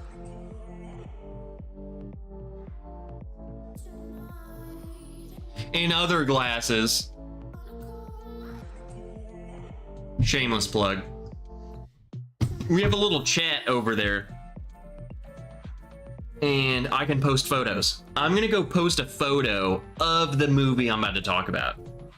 How much we love this movie. It's all over the house. So the next question I'm gonna ask you is, so we're talking about scary movies, but what's your favorite Halloween themed movie? So there's those movies that are supposed to be, Michael Myers killing everyone, but what is if that's your favorite movie, then we'll accept it. But I'm looking for like the fun ones that just take place during Halloween, or they're funny, or they're a little goofy. Halloween, lighthearted in a sense.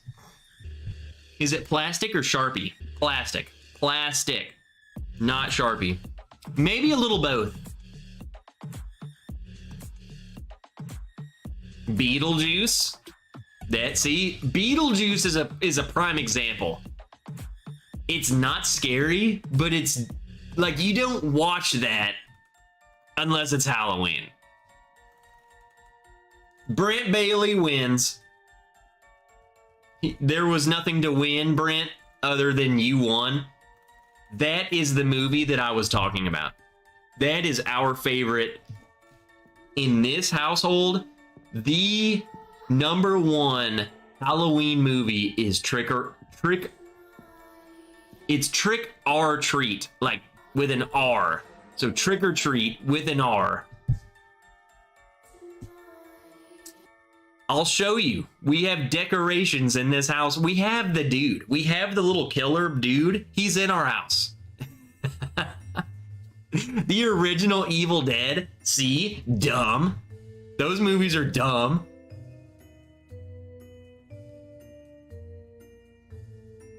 Honest Charlie. What's up, Charlie? Charlie.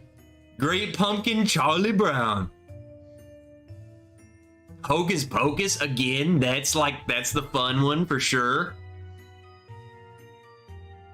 I'm seeing a lot of Hocus Pocus. Pet Cemetery. Oh, did you guys see? So I love the original Pet Cemetery. I love the remake. Again, that's not something you hear often. The remakes usually suck butt. But they just came out with what's that called? Pet Cemetery Origins, maybe? There's a new Pet Cemetery out right now.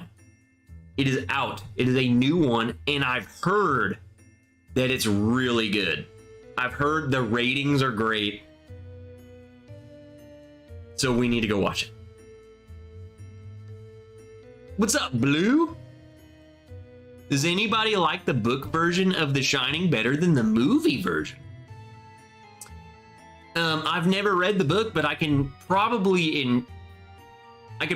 assure you that the book is better. But The Shining had, I will say, that movie for its time, the practical effects that they put in that movie are like way above its time. Great movie. Mike Franklin, $20 super chat. Trev has the best Patreon rewards in the game. Mike Franklin. Mike Franklin also has every single Bourbon Wrench Patreon reward ever made, I feel like. Just, the dude has all of it. Even the stuff, there's rewards that certain people get that aren't even advertised.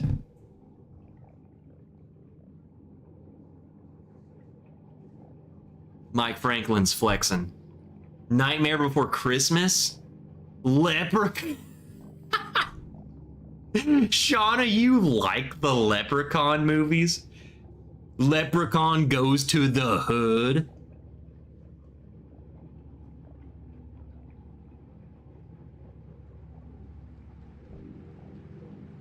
What's up, Faderade? How drunk are we? Not enough, seaman. Kimberly McKinney. Phantasm. Oh my god, I haven't heard of Phantasm in so long. That's a classic. That movie's so dumb to me, but I love it. The scene... There's a scene of this man. You know what I'm talking about? Phantasm. He's just like walking down the road.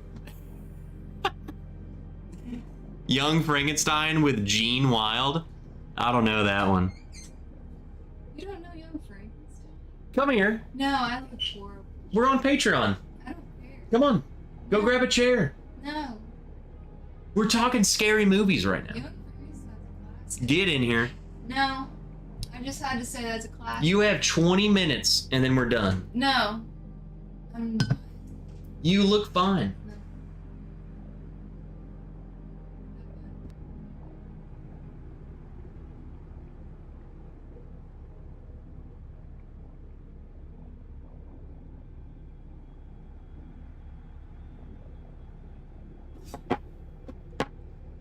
She won't do it. She won't do it. I look terrible. I don't look good.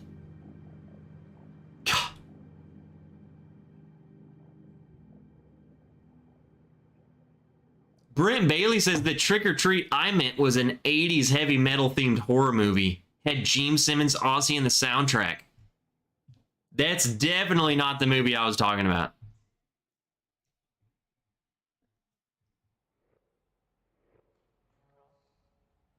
Does no one know the movie?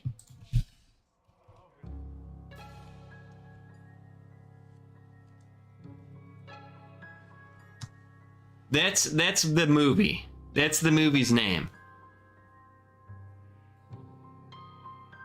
That's our favorite freaking Halloween movie. It's so dumb. It's not scary.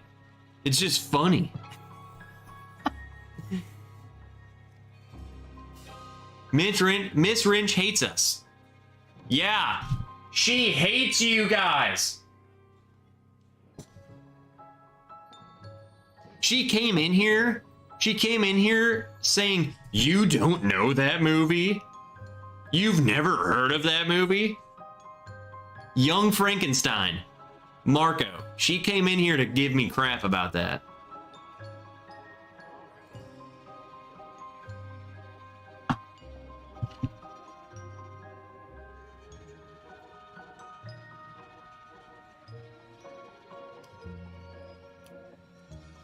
Mark Vasco just sent me a message. Holy crap. What do you collect all those things?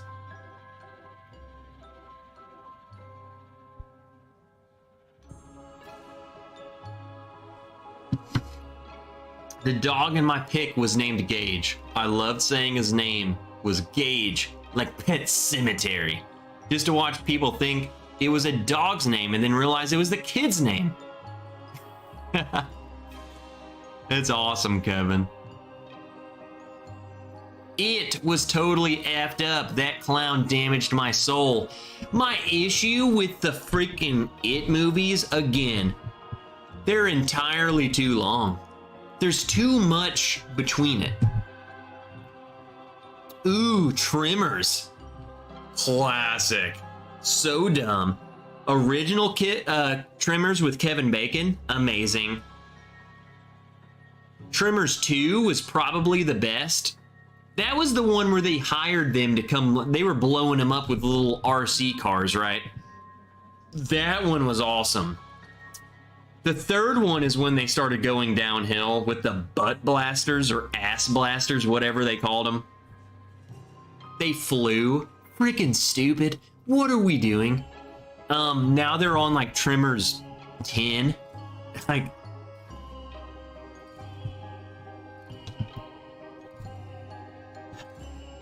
whatever. The Leprechaun movies are pure comedy. I don't know if I've ever watched them. I know what they are, for sure. Gremlins. The Gremlins are cute. Like the little furry ones are cute. Can you call Terrifier a Halloween movie? Says David. David, for one, hello. 2, I haven't watched those, but I've heard that they're ridiculous, and I kind of want to watch them.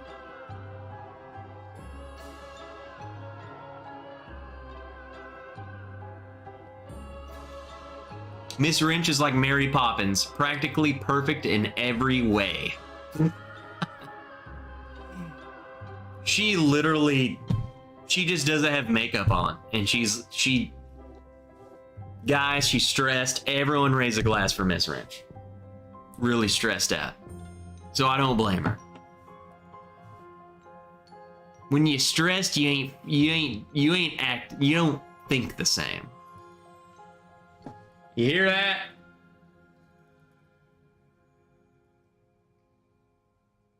Army of Darkness. That's an Evil Dead, right?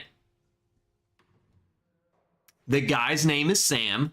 Mark Vasco, Trick or Treat, the guy's name is Sam. We have a Sam figure.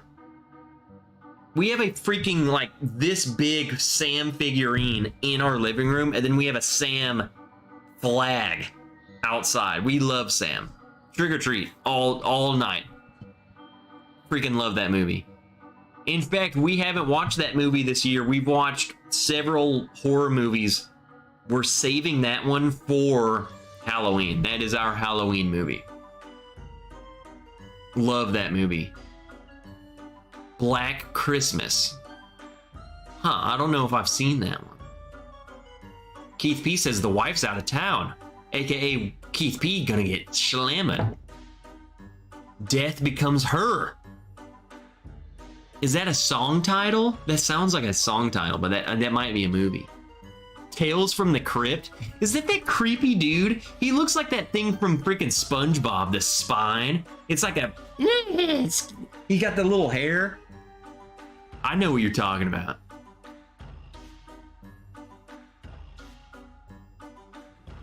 The Addams Family. Have you watched any of the new stuff, like the TV shows and stuff they've been coming out with that?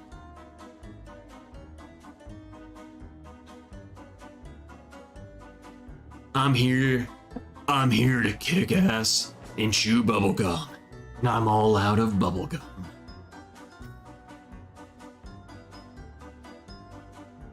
I'm surprised that no one has said Evil Dead 2 and Army of Darkness Class. Someone said Evil Dead. This is probably because I'm younger and I didn't grow up on the original Evil Deads. The 2013 remake, I don't know if you would even call it a remake. The reboot of Evil Dead, the 2013 version is good. It's creepy, it's disgusting, it's uncomfortable. If you aren't cool with needles going into people's eyeballs, maybe you shouldn't watch it. If you aren't cool with like demons vomiting into people's mouths, you shouldn't watch it. Really, really good movie. They came out with Evil Dead,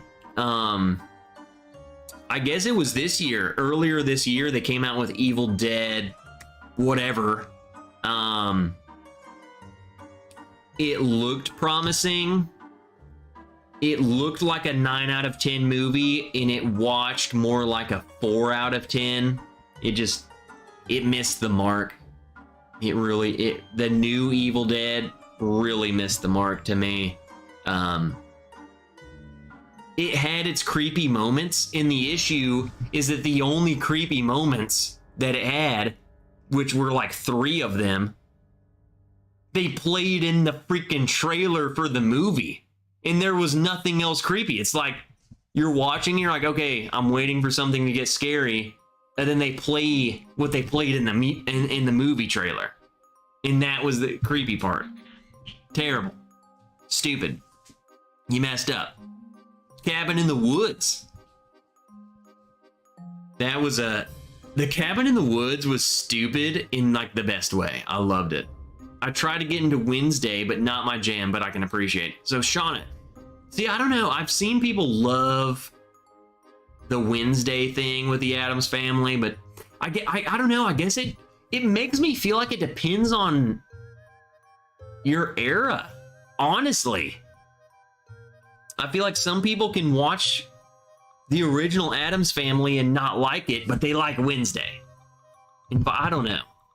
Maybe, I don't know. I never was really into any of them. The Babadook is a good boogeyman type of movie. David, I agree. If you want a creepy freaking movie, The Babadook, they got a lot of jump scares in that sucker. Dramadol says, need to listen to Abigail from King Diamond. King Diamond?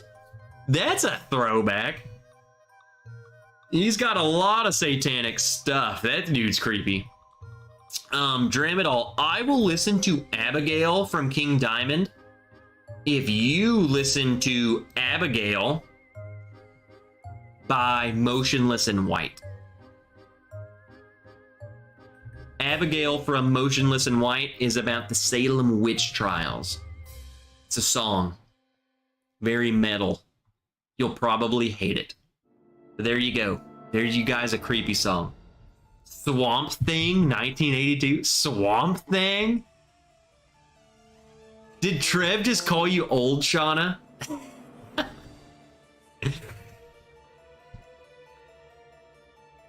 I thought Shauna was gonna call me out, but freaking Aaron called me out when I said that. I meant it much more in the fact of I feel like I have grown up in the era of all the reboots. And I feel like anyone that's older than me was in either, I don't care if you were a child, you still were there for it.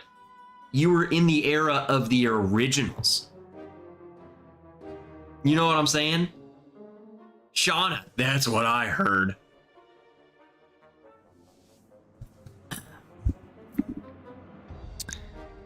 Shauna, pick my next pour.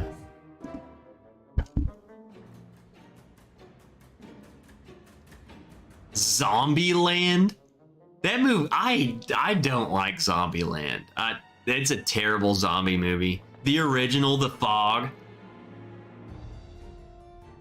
I guess I don't remember the original, The Fog. I remember the remake, The Fog, and it sucked. What about The Mist? The Stephen King, The Mist. I like that one. Hellraiser. Some of the I feel like Hellraisers, like some of them are cool and some of them are freaking so stupid. Maybe they're all stupid. I don't know. Good night, G-Off!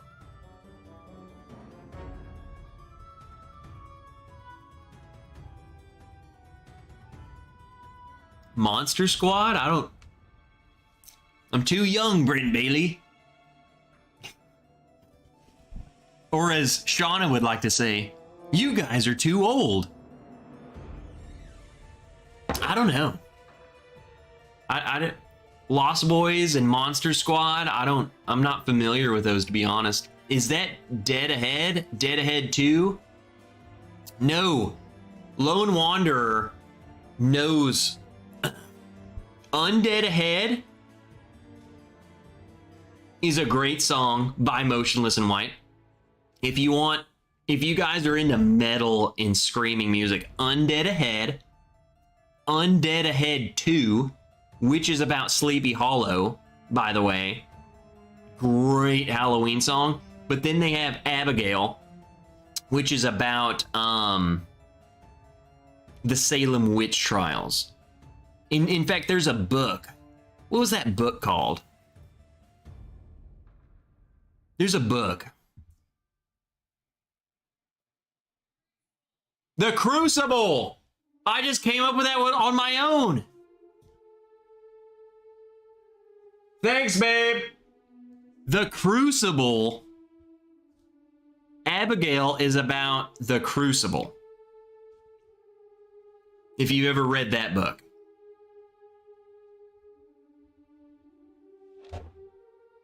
Pandorum. That's a fun one.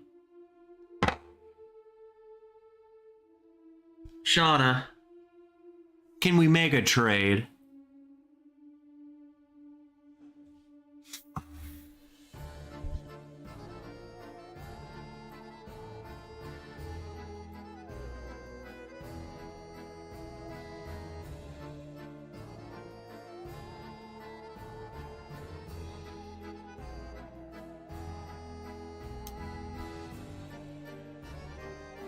I hope there are people still watching this, and I hope you guys are having a great night.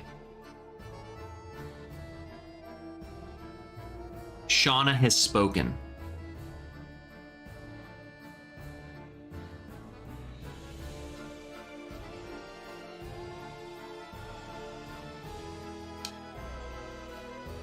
Wicked Pickle. I was gonna save that for next week.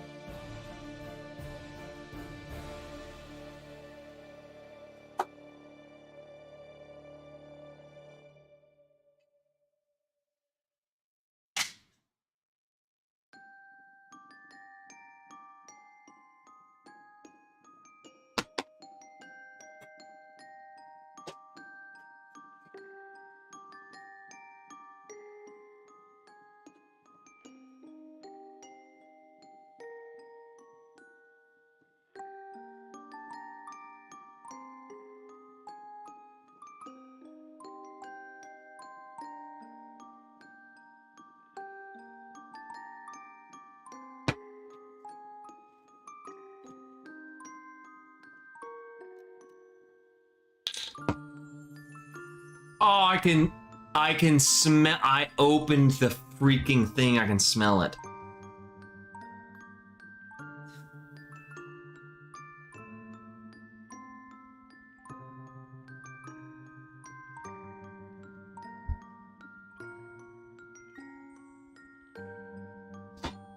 The proof of the pickle's 35. That's not the issue.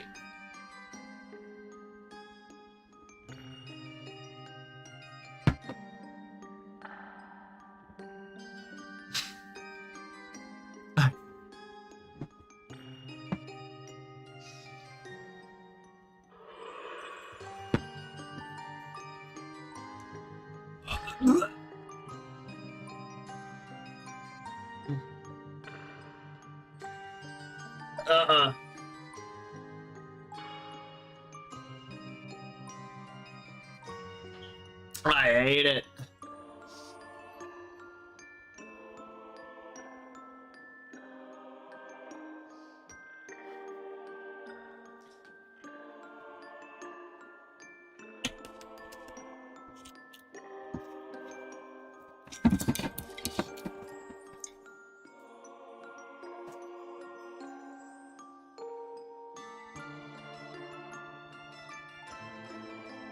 I hate it. I hate it so much. I hate it. I hate it. I hate it. I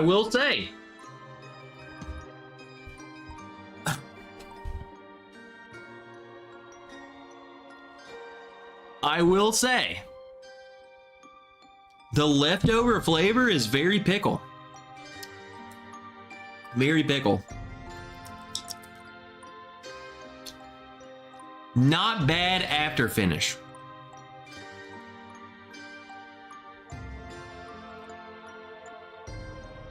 Not bad. It tastes, it feels like I ate a pickle now. It doesn't, oh, I'm good. I'm happy. I'm back. I'm back now. I will say the Wicked Pickle does not last as long as a malort does. It's like 20 seconds of pure misery, and then all you're left with is pickle. All I'm getting is pickle. It's like I just ate a freaking dill pickle. So now I'm good. I'm good now. Very painful. It's like getting kicked in the balls, and then all of a sudden they're like, nope.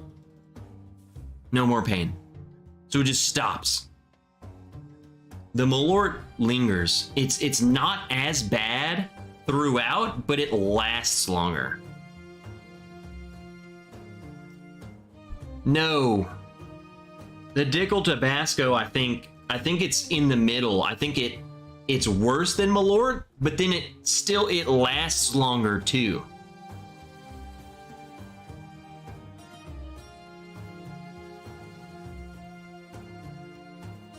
The Hills Have Eyes, that's a great one. Go get yourself a hamburger. I would freaking kill for a hamburger. Candyman. Candyman. All of those movies are great. I will also say, Kevin, the new Candyman, we don't need to discuss it here. I thought it was going to be one of those agenda-based movies. It was great. It was great. The new one's great. All of the old ones are great. Candyman, great series. I went into the new one thinking this is going to be stupid and thoroughly impressed. Paul P, just back from date night. What did I miss? Dude, a lot. You missed a lot, Paul.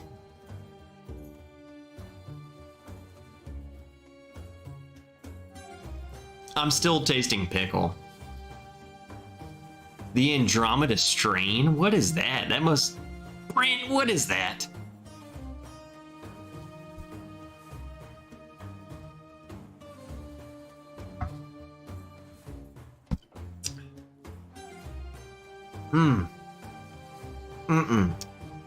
I'm sorry, guys. Toasted barrel stuff just isn't. It's not for me. Jeepers Creepers, those are freaking good.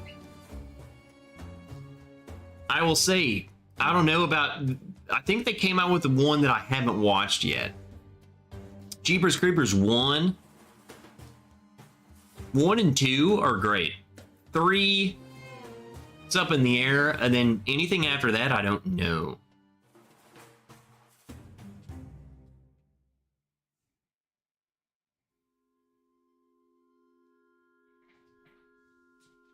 I just reached for something. I'm sorry, guys. I don't. 8:30. One more pour, we're gonna end it. We'll end it in like 5 minutes. I need to get this pickle out of my mouth.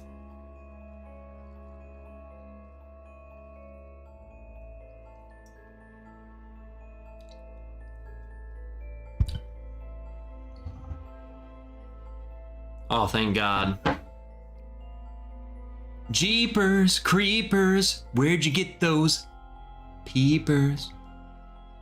So I married an axe murderer. Shauna. Is that a movie, or are you concerned with your safety? We can help you. What about, I'll give you guys some of my favorites, because some of you guys, I haven't seen some of my favorite movies. American Psycho, Christian Bale. It's a fun one. Again, the Fear Street movies on Netflix. Highly recommend. Shauna, go watch them. I know Shauna about to go watch them.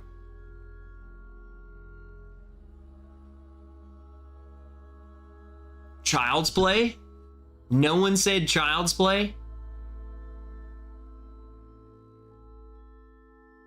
Freaking Child's Play 1, 2, and 3. Andy's at a freaking military camp. All of those movies are great. I'm a huge Final Destination fan. I love the gore. I'm one of those sickos. I love gore. Like, I want to see. This is gonna make me sound really creepy, and I don't even care. Like, if Jason's gonna kill someone, I want to see his machete chop their freaking face off. That's awesome. I love that crap. I love great practical effects where it's believable of, oh my God, David just got his head chopped off. Love it.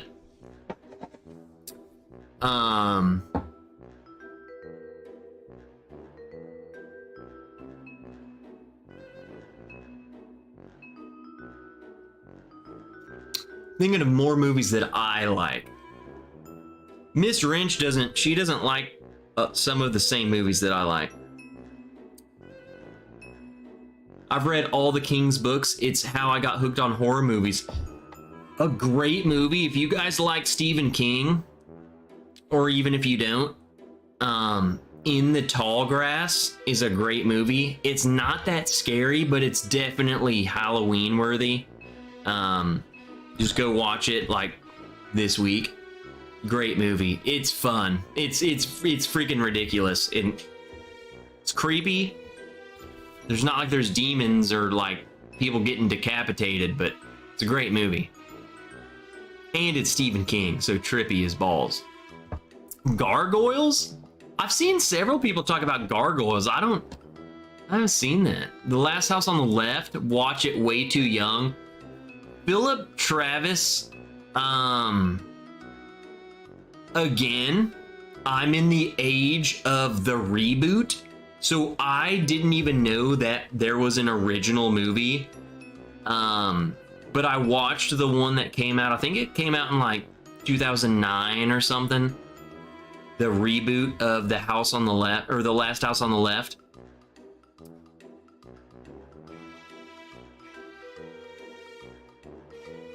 That movie made me uncomfortable. That is not a movie that I I don't want to say the word because I feel like YouTube flags it, but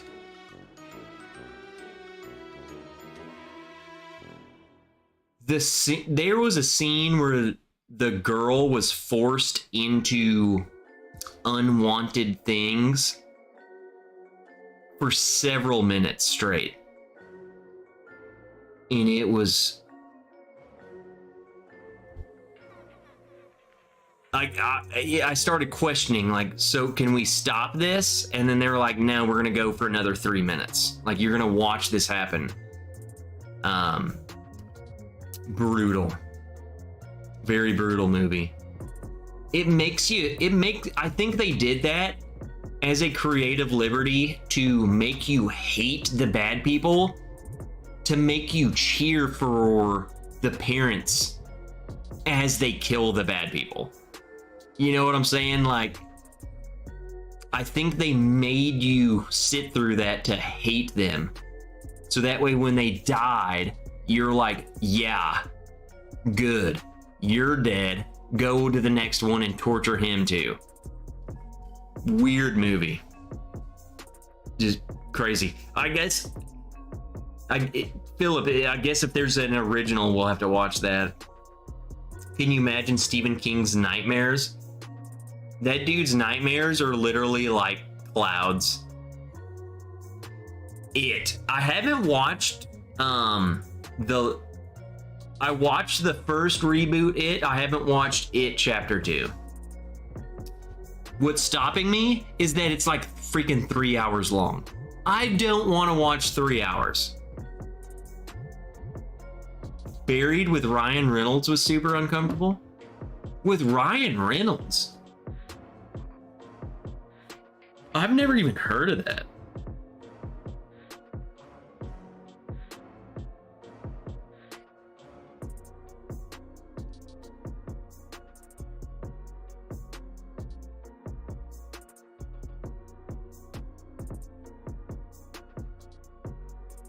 I don't know, it looks pretty good.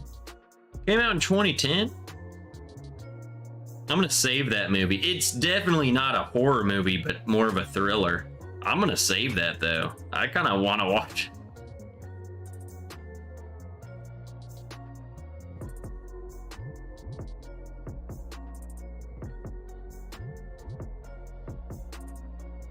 All right. Dahmer was creepy. Yep, the Dahmer movie was freaking terrible. Oh, The Last House on the Left was Wes Craven, the original. Interesting. Plan 9 from Outer Space. Britt Bailey, what the heck is that, bro? Law Abiding Citizen's not a horror movie. It's a great movie. But we ain't talking about that. We at that point, Dram and all, we might as well talk about Saving Private Ryan.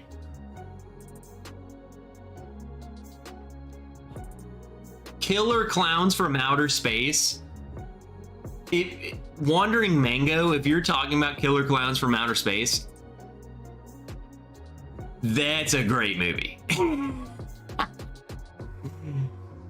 Mr. Mom said Final Destination was great, the racetrack scene. I would even argue you, Mr. Mom, 310, the racetrack scene movie, that was the fourth movie called The Final Destination. I would say that was the worst movie of them all. That movie sucked. The first three movies, so much better. And I would even say the one after it was better. Still cheesy, but the fourth one, the racetrack movie, freaking total letdown. Total letdown.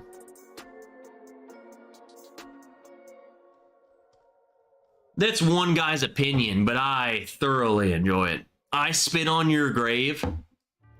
We watched that movie. Wandering Mango. Is that not... If I remember correctly, was there... Again, I don't want to say the R word, but was there not a very uncomfortable, borderline unnecessary amount of forced activity I mean, it really makes you uncomfortable, and it really makes you angry. And then the girl kills everyone that did it to her. And it's like, yeah, this is not even scary anymore. Just go kill him.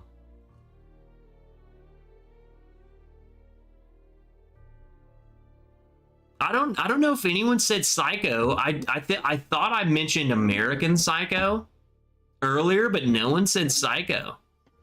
I have not seen Psycho. Could have missed it. Resident Evil, love those movies. They're super cheesy.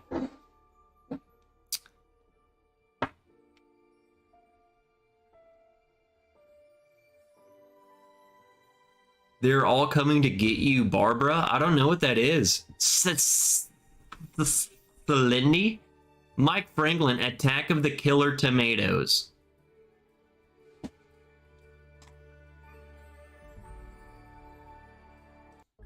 What?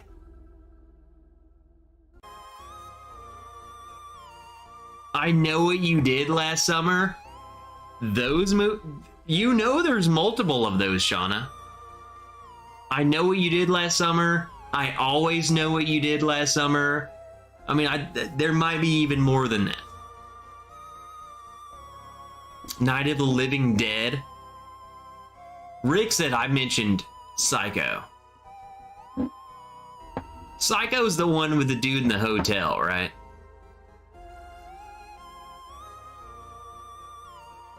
And his mom is dead.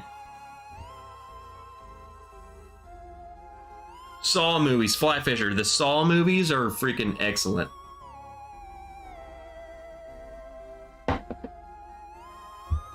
Joey P, the Bird Box movies were freaking good too.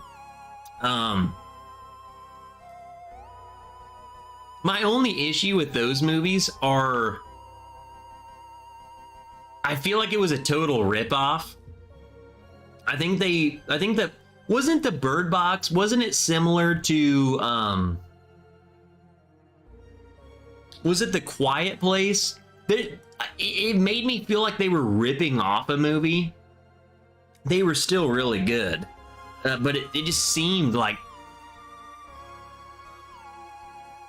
you kind of seem like you're doing the same thing. Okay, Rick, yeah, the Bates Motel. Brian says the original War of the Worlds. Again, Brian, I've never watched it. I've watched the reboot with, what's his goddamn name? The guy. The reboot of War of the Worlds, great movie. Freaking love that movie. Tom Cruise, yeah. Okay, the reboot. What did you think? Okay, so as someone, Brian, I'm guessing you were there for the original.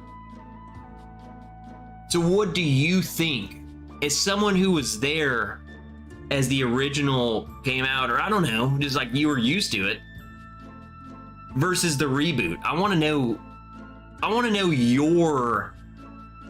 your interpretation of the new ones. Like, what do you think of the reboots? Because I love the new with Tom Cruise. I thought that movie was good, but I don't know. I didn't see I have not watched the original. I'm going to be straight up honest with you. So, what do you think? Puppet Masters? I've heard of that. What about, again, most of the movies that I talk about are like 2000s and above. Dead Silence? Anyone see that? Dead Silence? There's puppets. People die.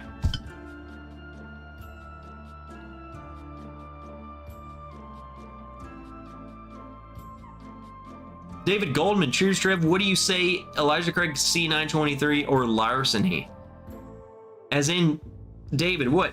Are you asking me which one you should drink? The new ones are good. They stemmed from a radio broadcast with Orson Welles.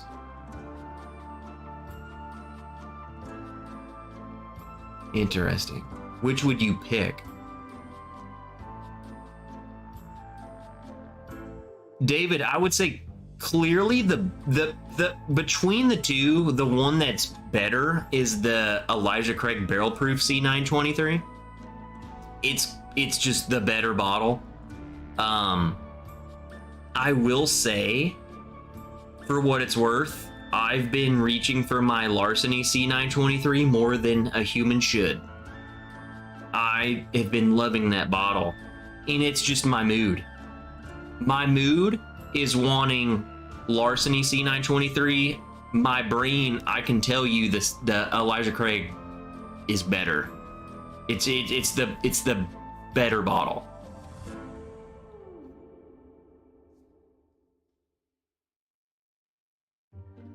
What about we definitely, so okay. This was 20 minutes ago, but I was thinking about this. Mark Vasco did a $5 super chat, and he said, here's a controversial question. Zombie movies, do you like them or not? In slow zombies or fast zombies? I remembered him sending that, and I just started thinking about zombie movies. So Mark, 20 minutes later, we got your super chat. It made me think of that because I started thinking about some of my favorite movies, and is it Dawn of, what's the movie where they're in the mall? They go to the mall. Is that Dawn of the Dead?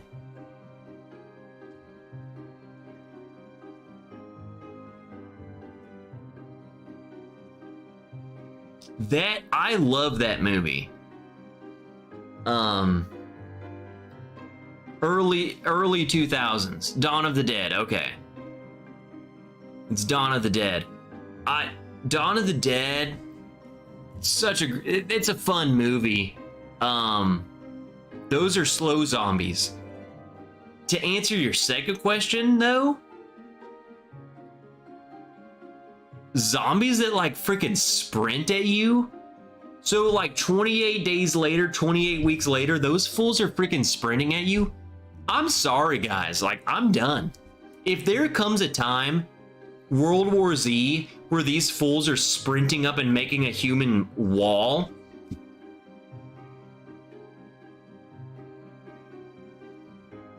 how do I say this on YouTube? I will go out by my own hand. I will not let a zombie kill me. If I look up the road and I just see zombies sprinting by, that's it. I'm gonna go grab some bourbon and I'm gonna go to Jesus. I'm not gonna fight with sprinting zombies, because those aren't zombies at that, but this is like demons in my mind. If you sprinting at me, demon. I'm done. I'm not even gonna fight with you. I'm not doing it. You're gonna die. I'm not gonna be eaten by a freaking sprinting zombie. And if I am, I'm gonna be dead. You just eat my dead body.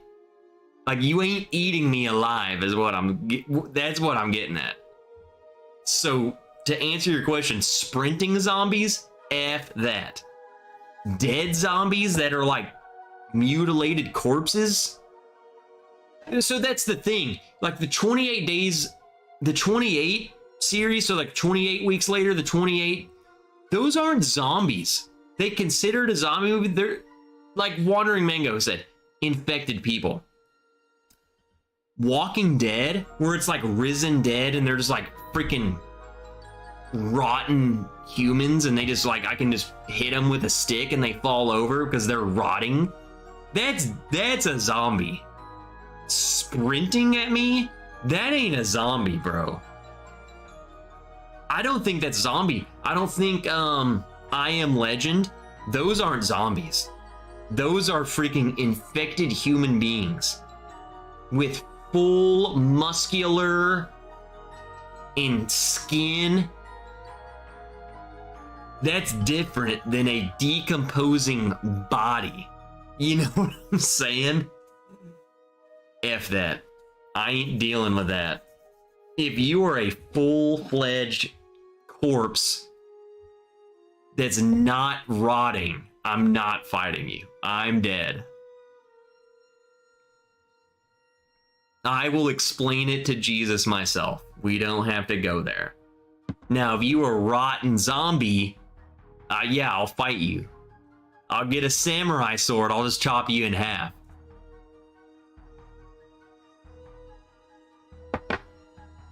I heard, and someone can confirm this, I don't know, but someone told me about they're coming out with a second I Am Legend. An I Am Legend 2. Because you know, we never knew what happened to him.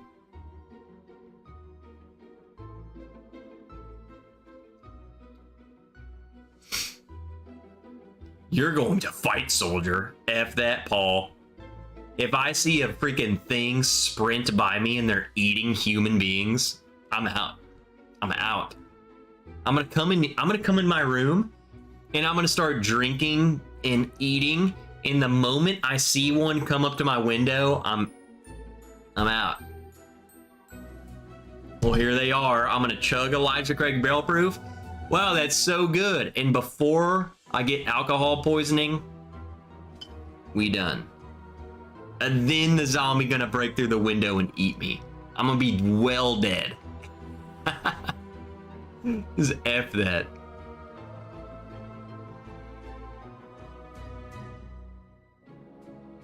Sprinting zombies are just terrifying. Not I Am Legend. World War Z is the perfect example. Like when he's running through the town and they're like, "Ugh!" And I probably would just have a heart attack. Zombieland zombies? Stupid. We could probably live. We could probably make it.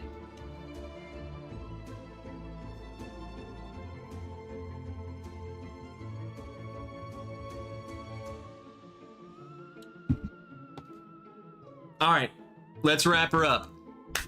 We donezo. My glass is empty. Remember, everyone, I love you. 2, next week is we're gonna do a Halloween stream. I don't know what it is. If we don't have anything nasty to drink, we're gonna eat candy. Also, next week, if you have a Halloween costume, you have to be in it, and you have to send me a photo. I will be in costume, you will be in costume. If you're in costume, I will post photos of you in costume. 2, next week or the week after, Patreon. We have 2 new picks coming, so get in on that. Also, we will try and do a Patreon live stream this weekend. So there's that.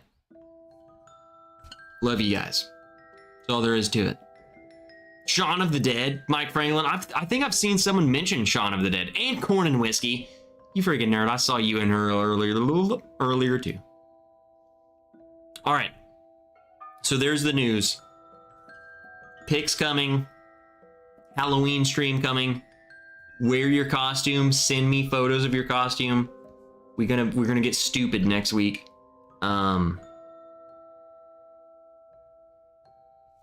Patreon live stream. Patreon rewards. We're working on it. So if you're new to the Patreon and you haven't gotten rewards yet, then I do them in batches. So the next batch we're going to start working on. I want to try and get them out kind of like for Christmas. That way you guys get like a little Christmas present from me. So there's that. All right. Love you. I don't need to sell you on crap. You make your own decisions. Love you. See you guys next week. How about that? Good night. I love you all. Patreon guys, remember, we have that little chat. So go to the chat. We can hang out. We can text. We can text each other.